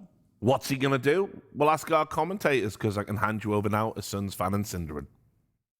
Game 3, ParaVision versus South American Rejects, otherwise known as Rejects, of course. Yeah, we get your, I think, actually your favorite hero, Clockwork, is picked. So yeah, I'm interested to see what you think about that. I also want to mention the hero that I used to hate watching because it was every single game for years is Terrorblade, but it has been a while. I will allow this. Okay. I'm sure Satanic is asking your permission to win this game. Good. He should. Respect your elders, as they say. The hero in your top right here is probably one of the most crazy heroes of the tournament so far. They got their hands on that, the Slardar. Going to be run by Triple S, and they're comboing it with Terrorblade. So clearly, the physical damage is not going to be a concern for the side of Par. They've got that in spades. And the Terrorblade pick is actually very stable here, right? Like the heroes you saw at the time, you saw the Pango, you're good against that. I would say you're pretty decent against Windranger as well, even though it was picked into you. I don't think that matchup is that bad anymore. And of course, playing with the Slardar just makes things even better. So, yeah, I think this is a good setup for a type of game that Satanic is in his element with, where he is the true hard carry of the lineup. He has amplification from teammates, and he just gets to farm a ton and win late. I agree with Wee. I don't think this Dire lineup wins late game. Even though they have Quap, who is still a late game monster, I've lost a bit of faith in this carry Windranger. I'll be honest, with the changes, I think this new Ags is not as good as the old one was. She lost, obviously, a lot of the value out of Tangled, which was what made this hero broken as a carry, was that facet. So, I don't know. I just don't really consider it that good of a carry, and I understand there's some merit to it here. You're good against Slardar, and you're all right against Terrorblade, but I didn't have that hell yeah factor when this hero was picked now. So, we'll see. We shall. No one's going to be playing the Void Spirit, which has looked a bit underwhelming, depending on the game. But I feel like in this game, to me, it makes a lot more sense because it's kind of a do everything. You don't need to necessarily do all the damage, but you can set things up for Satanic and, of course, Slardar to just finish the job. So I think that makes a lot of sense. But yeah, I think a lot is on the shoulders of Dark Mago on the Quap. I mean, game 1, he was disgustingly affected as Schofield. Getting gone on and destroyed by 9 classes Illuminate. This is a very, very good lane partner for Slardar. Caudle can give you double crush, and one of the concerns for Slardar in the early laning stage is a crush is relatively expensive for the size of your mana pool. You can see it costs 100 mana and his pool is 300, so you very quickly run out of juice. But with Caudle, every time you're in close proximity to anything, you can just crush for free. So it's very hard for Clockwork to try to play offensively here. And it begs the question if this is the right laning setup from South American Rejects to begin with, over playing Clock with Pango bot and just pulling waves. But it seems like the mindset is we will try to pressure Terrorblade with Enchantress. I don't know if that's going to work because Pango's damage is bad against TB. He has 11 base armor. Pango can only deal physical damage. This would have been better, actually, with the old Pango where Shield Crest was magical. Yeah. That would have helped them a lot for this lane matchup, but Since they can't really do that, I don't know if this is going to pay off. Oh, maybe the way Elmisho pops off. You got the impetus against Terrorblade. He's not going to skill it, though. That's too bad. Until later. It's not good enough on level 1. So. All right, talk to me about this hero. Schofield on the clockwork doing a lot of work against SSS. Wits is there, but the blinding light Not enough. should keep him safe.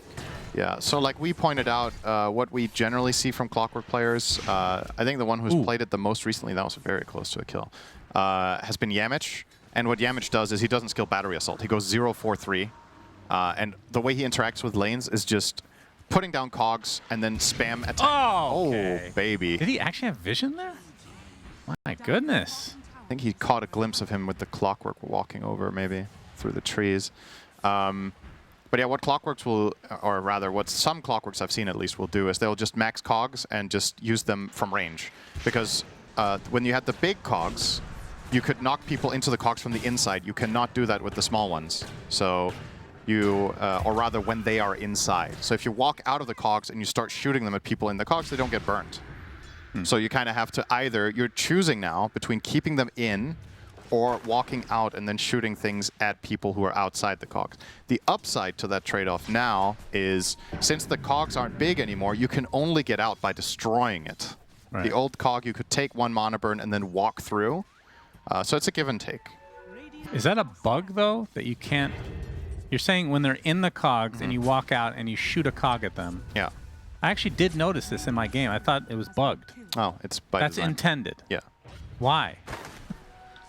I think it's a balancing thing. I think if you could also knock them inside, that would be kind of crazy, probably. It's like, how would it work? I guess you could bounce once and then be immune. Because otherwise you would just chain. You know? No, sure. I mean, there's tons of ways to balance. I would say it's not intuitive, though. Right. I agree with that. Interesting. I definitely agree it's not intuitive. That explains my poor Clockwork performance. It caught me off guard myself. You know, I made the exact same mistake in this new patch. I picked Clock and I was like, all right, I'm going to cog them, walk out and shoot the cogs. And I'm like, why is nothing happening? Yeah. I don't even know if it was listed in the patch notes that got changed. I mean, I feel like I would have remembered, because that is one of the heroes I pay attention to. What could be wrong?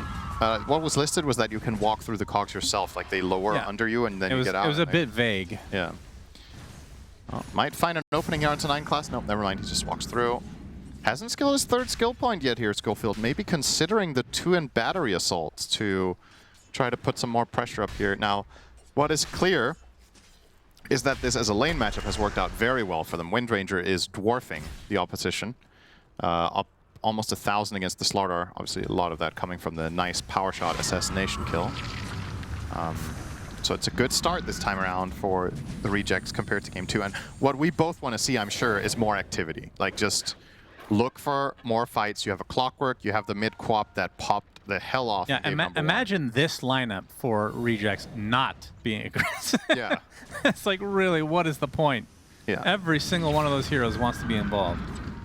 Yeah, I really think they're going to try to up the tempo in this one. And I think it's the right approach, especially against Terrorblade. I don't think you want to take it slow. This is an interesting dynamic that there's going to be in this game. The fact that they have Chakra Magic against the Mana Burn of Clockwork actually makes it a little bit worse with the cog spam. I know this is not relevant for the game, but of course that means I want to talk about it. We've got to hold that thought. Astral Step for no one. Elmisho pretty healthy, though. Yeah. Has the heals in spades. I say that, and Satanic shows up, and a couple casual right clicks gets Elmisho low, but now out of range. Should be fine. Yeah, not fast enough to catch up to Ench. Anyway, what do you think of the Clockwork Ags, just out of curiosity, now that you've had a chance to... Well, maybe you haven't used it. I haven't bought it. Of course you haven't, you piece of garbage. Okay, that's uncalled for, but... It's such a cool item now. Yeah. This is what I envisioned for it when they first introduced Overclock. Yeah, that it empowers all of your abilities. Yeah, I mean, technically it did, but it was like one of them was obviously just what everybody's using it for. SSS getting pushed out of the cogs. Schofield, very nicely done, will take the Wisdom Shrine. Elmisho gets the others. A Sonic Wave deletes Ducalis. So South American rejects showing up in full force here, and classic really Schofield just walks in and drops down some nice cogs there and gets both Wisdoms. That is pretty nice for them. It's going to mean a much slower level 6 for Coddle and Grimstroke. So a nice delay. What do I think about the Axe? I think conceptually the way it works is cool. And it's like with every patch, Valve are trying more and more to bring Clock 3 back, you know, like the good old days. It's just not enough yet. Like the hero still has the glaring issue of it doesn't farm. So how can you play a hero that can't farm as a core? I think the one patch they did the most to try it actually was the one where Battery Assault did double damage to creeps. I think that one... Well, the problem is they did that for like 20 other heroes too. Yeah, I suppose, but I was like, that gave him a chance at doing it, but I do like that they reverted that. Because I think like just giving every hero a wave clear and farming is just like not that great. Dark Mago might want to go on. He doesn't have the Sonic Wave. Schofield creating so much space here. He's actually going to go in pretty deep, but no one with the Astral Step away. Ducalis super dead. Frank, not a whole lot of mana, but in that Rolling Thunder will force out no one into his base. A lot of early pressure here from the rejects. It's fascinating that this is the same team that played the game we just watched. It's like... I know, where were they? It's kind of crazy how much you can change from game to game with mindset and just adjusting one pick. Oh my! Wait, how did he kill him? He didn't even ult. It was just power. Just a power shot. Yeah, I mean, the hero doesn't have much HP, magic damage. The fact that he just comes in for a quick hit and run through the gate is hilarious. I mean, there must have been something else that hit him first, right? Like, why was he low to begin with? He was just farming the lane and Pango was mid. Yeah, I didn't see before So why was he in kill range? He's just farming on lane like this. Yeah. And man, that was actually really... It feels like it should not have hit him. Hitboxes are bigger than I thought, I guess. That is some Achilles shit right there. He died from... He's getting shot through the... I don't know, what do you call it? The tiniest little bit of your heel was enough to take out the Terrorblade. Oh, so he took 324 damage from neutrals beforehand, is what they're showing, so... Huh. From Rabble Rouse. Oh. Oh, it was an inch creep? No, that doesn't list as neutrals, does it? Good call, I us. actually don't know. Inkswell, but And they'll have the damage. Trying to take out these Skelly boys with all that rally damage, but... Honestly, this is really worrisome at this point for PVISION. I think this is just not a good enough laning stage. I know they're unfavored in it, given especially the Enchantress factor, but I think the Wind Ranger has got way more than she bargained for in the top lane with the multiple Slardar kills. No one's in a lot of trouble here. There's a haste room for Dark Mago. Has to go into the cogs of Schofield. The Sonic Wave hits him, and no one drops to the deck. 9 class next on the list. An 8-1 advantage for the rejects. Damn. Looking like Game 1 rejects. Yeah, and the problem this time around for PVISION in comparison to Game 1 is that I don't think they have nearly as much fight in them this early. Terrorblade needs to farm. Void Spirit has a really bad start here. Look at the net worth discrepancies on the cores. This is alarmingly bad. Like Slardar 2.8k, Void Spirit 3k. You're 2k down on both core positions. And on top of that, the enemy team has one of the best scaling fours in the game in Ench. So this is a very, very big 5k lead. Another nice power shot clipping him there. And I like this from no one. I don't think he had any better play than this, but you know, he's just going to get Sonicked and die.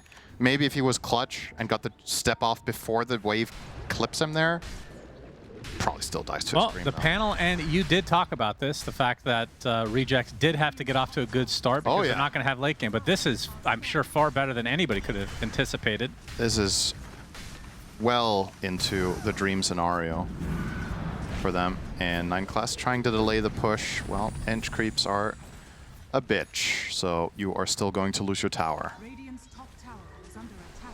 Wits will finish the job. SSS. Schofield's just being annoying. In classic Schofield fashion. Damn. If you asked me, I don't know what percentage of this game I would give a 7k lead to this team at minute 12. It's like a very, very low percentage.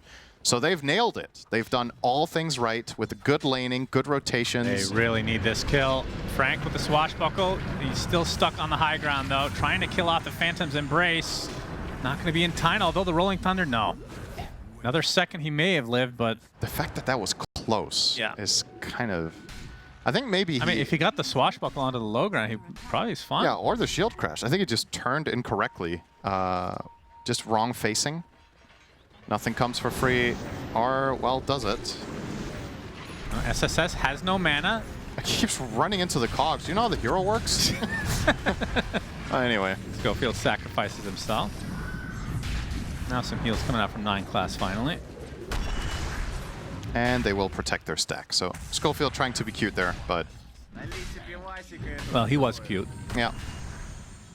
Successfully cute, but not successfully taking any stack. So this stops the bleeding a little bit. Now we're down to 5k again.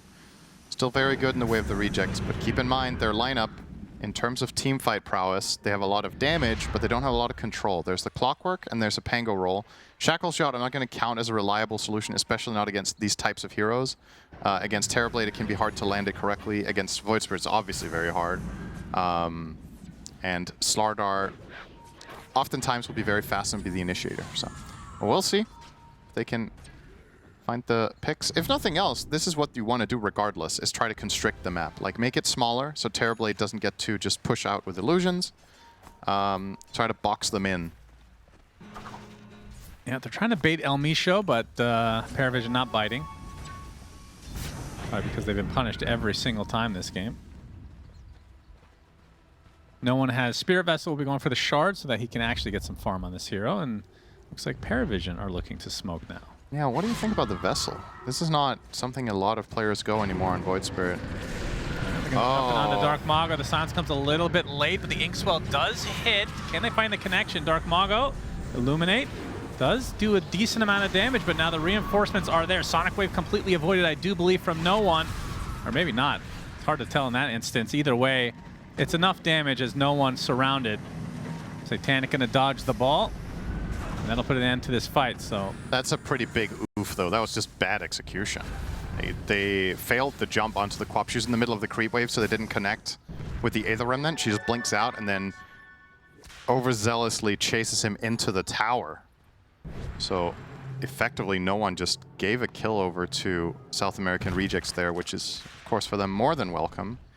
Another insane start for Dark Mago on the Quap. We saw him pop off in game 1. This could be a repeat. Now this time he doesn't have the Meepo, but guess what?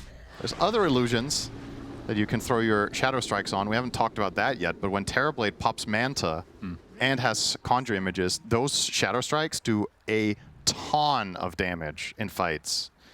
So unsurprisingly, Dark Mago is going to make that item a priority here and go Kaya Veil into Ags next. God, if he can do that again, Satanic is going to be having nightmares of Queen of Pain. Yeah, and clearly they maybe, picked first phase. If it's the Arcana, I wouldn't mind that myself, if I'm being honest, Cinderin. Yeah, okay. Yeah. Just saying. Understandable, I guess. You can have it. Thank you. I don't have the Arcana. No. That's unfortunate. That was the 1 year I didn't buy anything in the Battle Pass. Yeah, it's fine though. Sure, you can get it anytime soon. I don't play the hero at all, so it really doesn't matter. It is still, we agree that that is one of the singular we best made sets. a tier list. Yeah, it's number 1. We both had it up there. Schofield spotted, killed off. Yeah, nice and easy. Does have hookshot now, though. Yep. A little bit late to the level 6 party. Now, this is one of the things that has changed with Clockwork as well in this patch, is that level 15 talent I actually think is really, really strong. You get minus 10-second hookshot cooldown on 15. And what that does is when you hit 18, your hookshot is a 20-second cooldown. And that there's a ton of fights where you get to have the an old additional Ags? cast.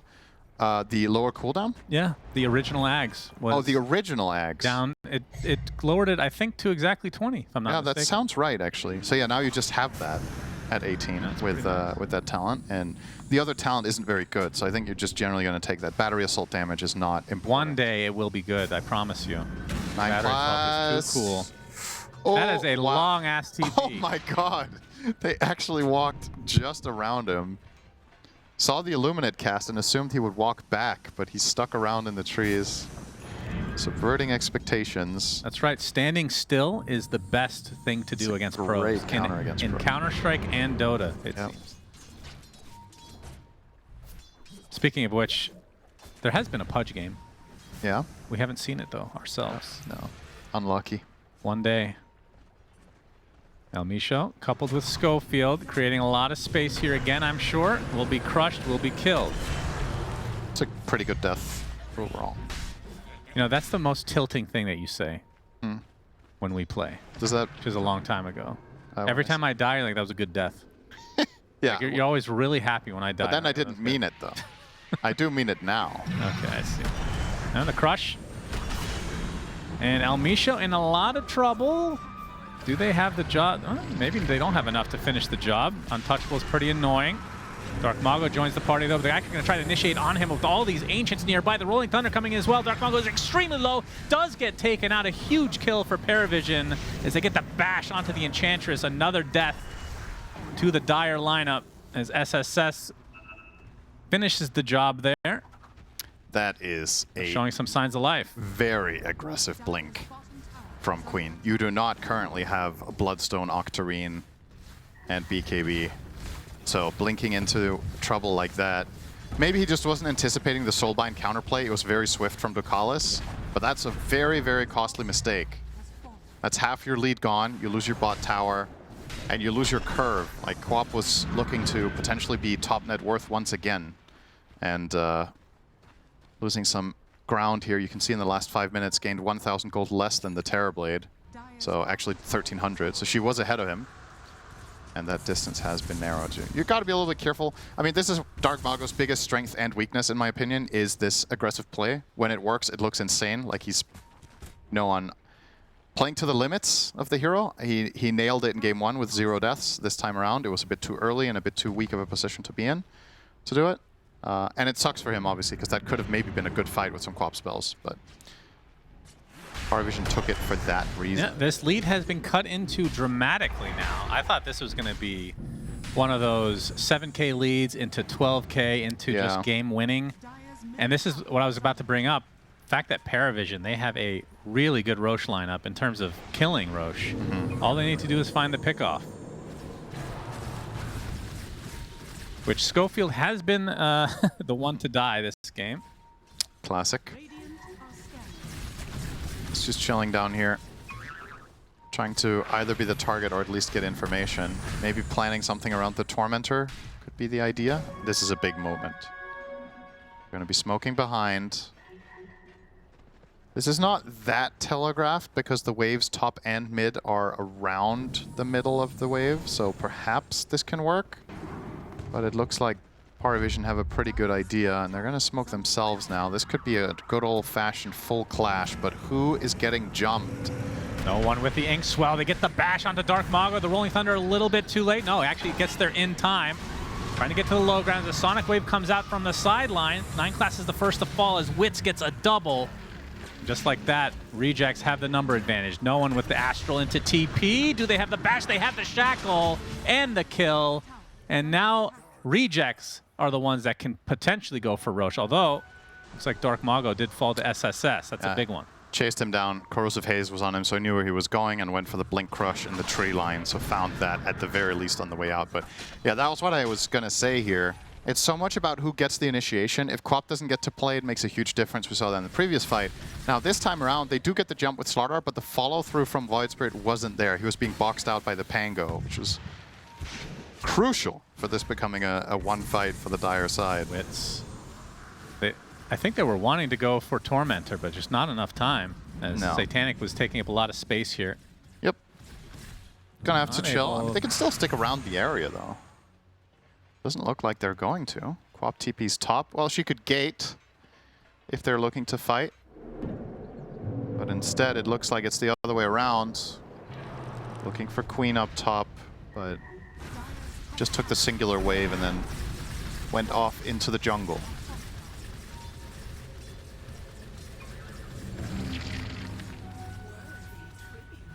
So who shall take Tormentor? And the Radiant lineup's just the best for it, right? It's just a matter of finding the opportunity. I mean, that's why Rejects, I feel like they need to steal this Roche or Tormentor. Taking it away is a big deal. No one. We'll Astral away. Caudal ult. Okay. Quite aggressive here. They open up on him. Not the best target. Puts inside the cogs of Schofield, it seems, and now I can go bowling a bit. That's meta. He does have Caudal on his team, though, so feels less bad. This is a classic old combination. Always think about when Miracle was playing Terrorblade with Kuro Caudal, or GH Caudal, excuse me, I guess it was at the time. in almost all their cases, and they were just walking around together, non-stop spamming out illusions. You'd have meta way more frequently. I don't know the exact math for this with level 4 Chakra, with how many seconds you cut away from the meta, but I want to say you make the cooldown almost half. If you just spam him whenever it's ready, and there's so many illusions. Not bad. Gotta be careful, though, down this stretch, as we've talked about. When you have more illusions, more QoP massacre inbound. Just needs to separate them. Yeah, well, it's easier said than done if they need to do damage in the fight. Very easy for Satan. Oh. Not in range for Schofield. Good thought, though. But looks like Tormentor will go the way of ParaVision. Yeah, if they were to contest here, this would... Wait. Can't kill it without Slaughter. Okay. Coddle has no ulti, so this is very slow. Rocket's gonna scout them. Now. It's too late. Haze is too good. So 9 class shard. That's very nice to get for free. 2 Solarbind charges and 100% Illuminate heal up from 70. So yeah, just a very nice upgrade in general. There was a phase when support Coddles would generally buy this after Locket, but looks like the standard nowadays is to get a secondary utility item, which is coming out right now, the Glimmer Cape for him. And now finally, there it is. The big item. Need to see some payoff for this for South American Rejects if they want to win this game, because they've lost basically their entire lead in terms of economy. You could argue that they're still ahead in terms of like the relative strength of the lineups right now, but you got to be careful with Satanic getting too big.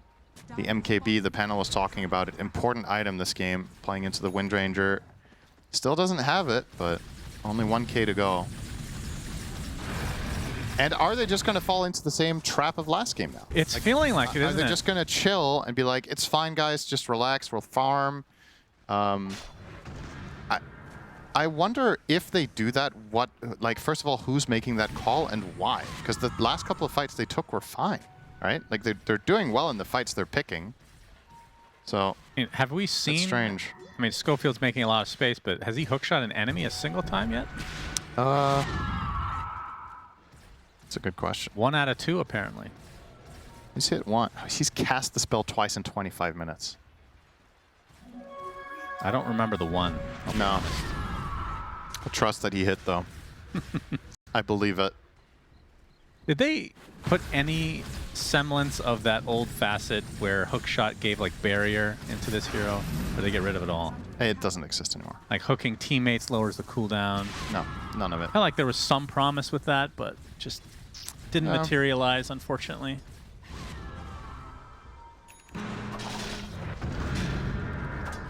He's gonna go for Orchid. That's a late Orchid on clock after this Force Staff. I don't know if I agree with this. I feel like it's gonna come out when Slaughter obviously will have his BKB. Terrorblade has Manta and might also want a BKB later regardless against Pango and QoP. And Void Spirit. Against Void Spirit, it's going to be good for a while because no one is showing his hand. He's going Ags with this point booster, which is not a very popular pickup anymore on Void Spirit. We see it in very few games, but against Queen of Pain and Pango, it feels like a really good value proposition to get the double silence. Roche not too happy. In there. No one wants to kill off really Schofield. They will. The crush ensures it. Got him. Felt confident there. 2 jumps right into his face, and that opens up for the big man. Yeah, and Satanic has a damage rune, so this could be a very scary fight for the Rejects, as long as no one doesn't get picked off like he did with Invoker in game number 1. The Crush, SSS are going to get really aggressive on the Frank. Will pop the ult after the roll-up. No, actually cannot get it off in time, and he will drop to the deck instead. And Wit's now on the run. Already at half HP. He can't go anywhere. Solarbind keeping him in place. It's way too easy for ParaVision, and yeah, with that MKB, just ripping right through the Windrunner, they should be able to get this tier 2, and, well, they're going to at least force out the fortification, and Roche is really the bigger objective anyway. So now ParaVision looking good after, again, it was like, I want to say minute 6 or something. They were down 7K. Is that maybe an exaggeration? That's an exaggeration, but it was very early. It was like 30 seconds in the game. They were down like 10,000 gold. It's crazy. How did they come back? Oh, Sonic Wave. Oh, but it gets silenced. No one. They try to keep the pressure on. They get the Crush SSS. It's enough damage from Satanic. now it's Punish just getting again. reckless. This is just not it, right? You have 2 dead cores, and you're just YOLO hoping for the best. Schofield. Leading out additional kills for no reason. Like, this wasn't... I don't know, I just don't think that could ever really work against a team of this caliber you're going to see here. So here's your replay. There's a hookshot connection. That's way earlier in the game. That was the hookshot that hit.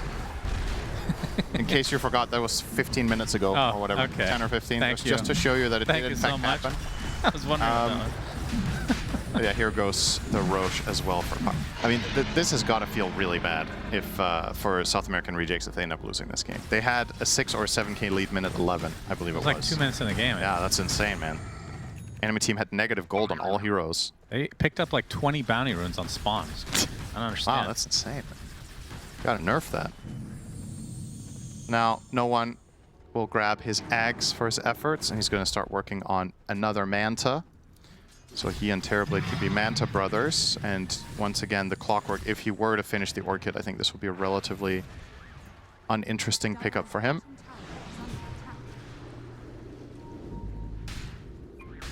And the Rejects, now it's tough, right? Now there's Aegis on Terrorblade. And yep, now it's defense mode. Not where you want to be. I mean, it's only a 4K lead. It feels so much more in favor of Paravision right now. By the nature of the lineups. And they get the silence, they get the crush, they get the kill. My goodness. So no one with the Aghanim Scepter really putting in work this game.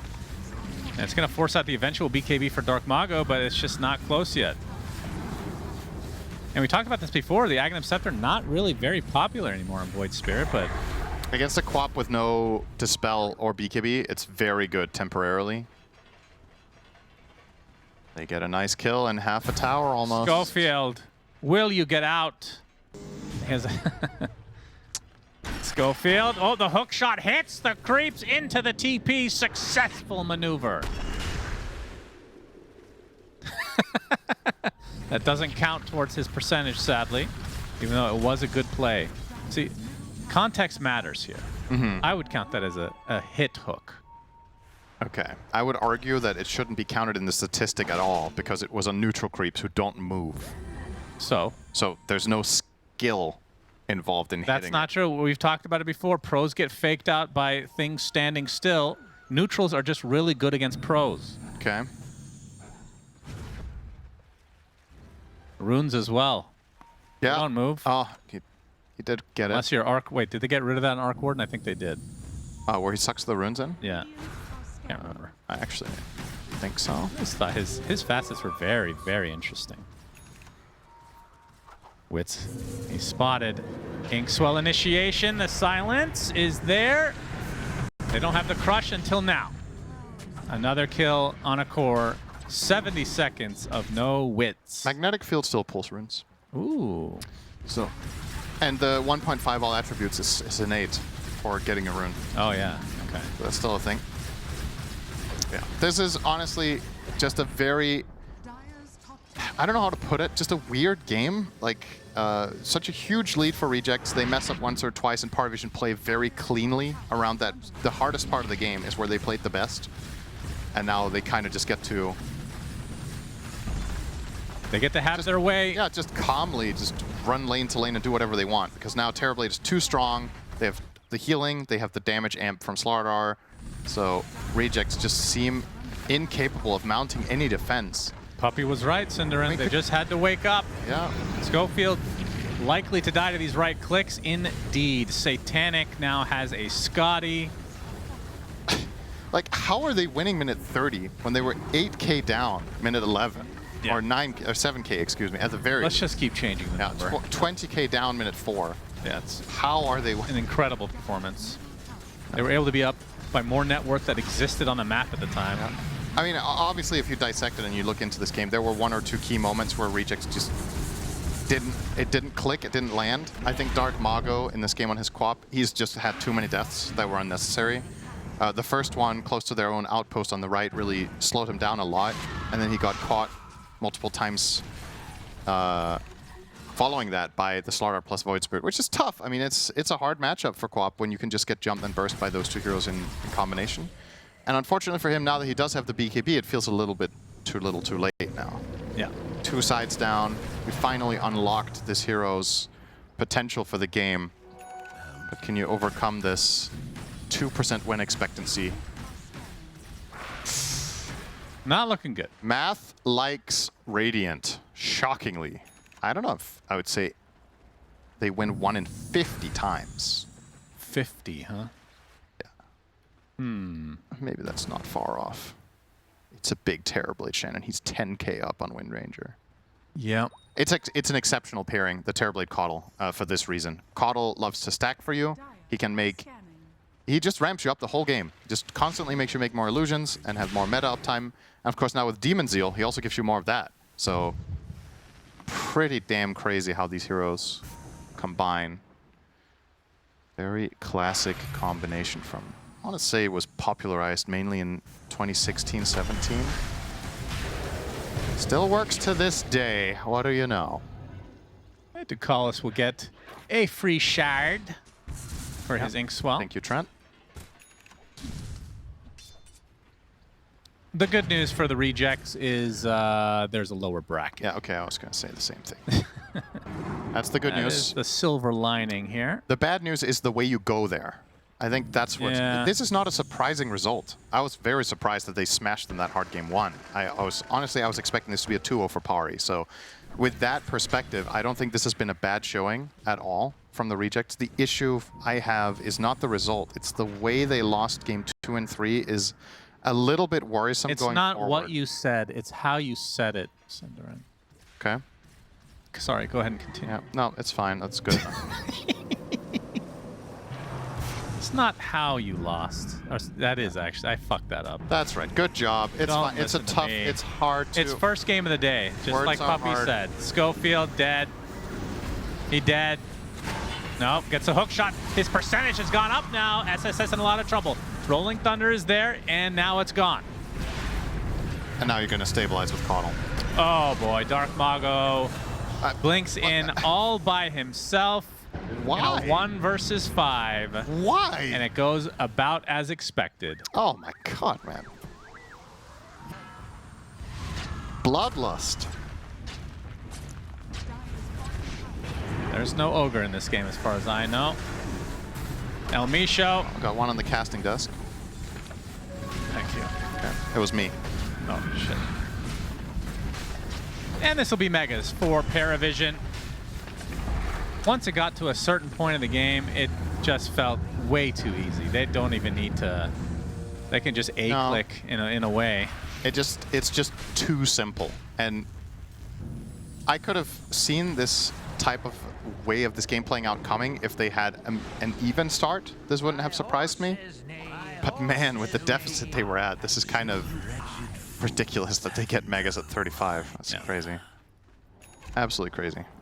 And now it's just about riding it home here. Just you can chill for Roche if you want.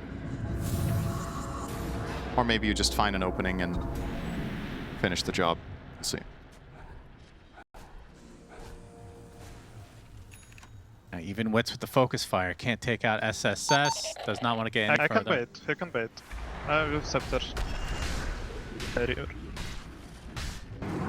They run it here. We need wait spirit a bit. That's a cool little box. I've never seen that before. Very cool. Very tanky Slardar with that Aghanim Scepter. He can bait.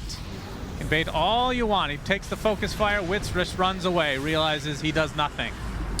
Pipe activated, which was just purchased by 9 class. Soulbind onto 2.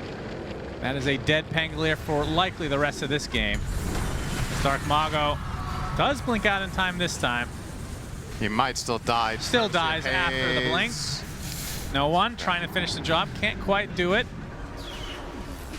But the buildings will fall here as GG's about to come out. Surely they've realized that they have lost this game. Surely it will dawn on them at some point.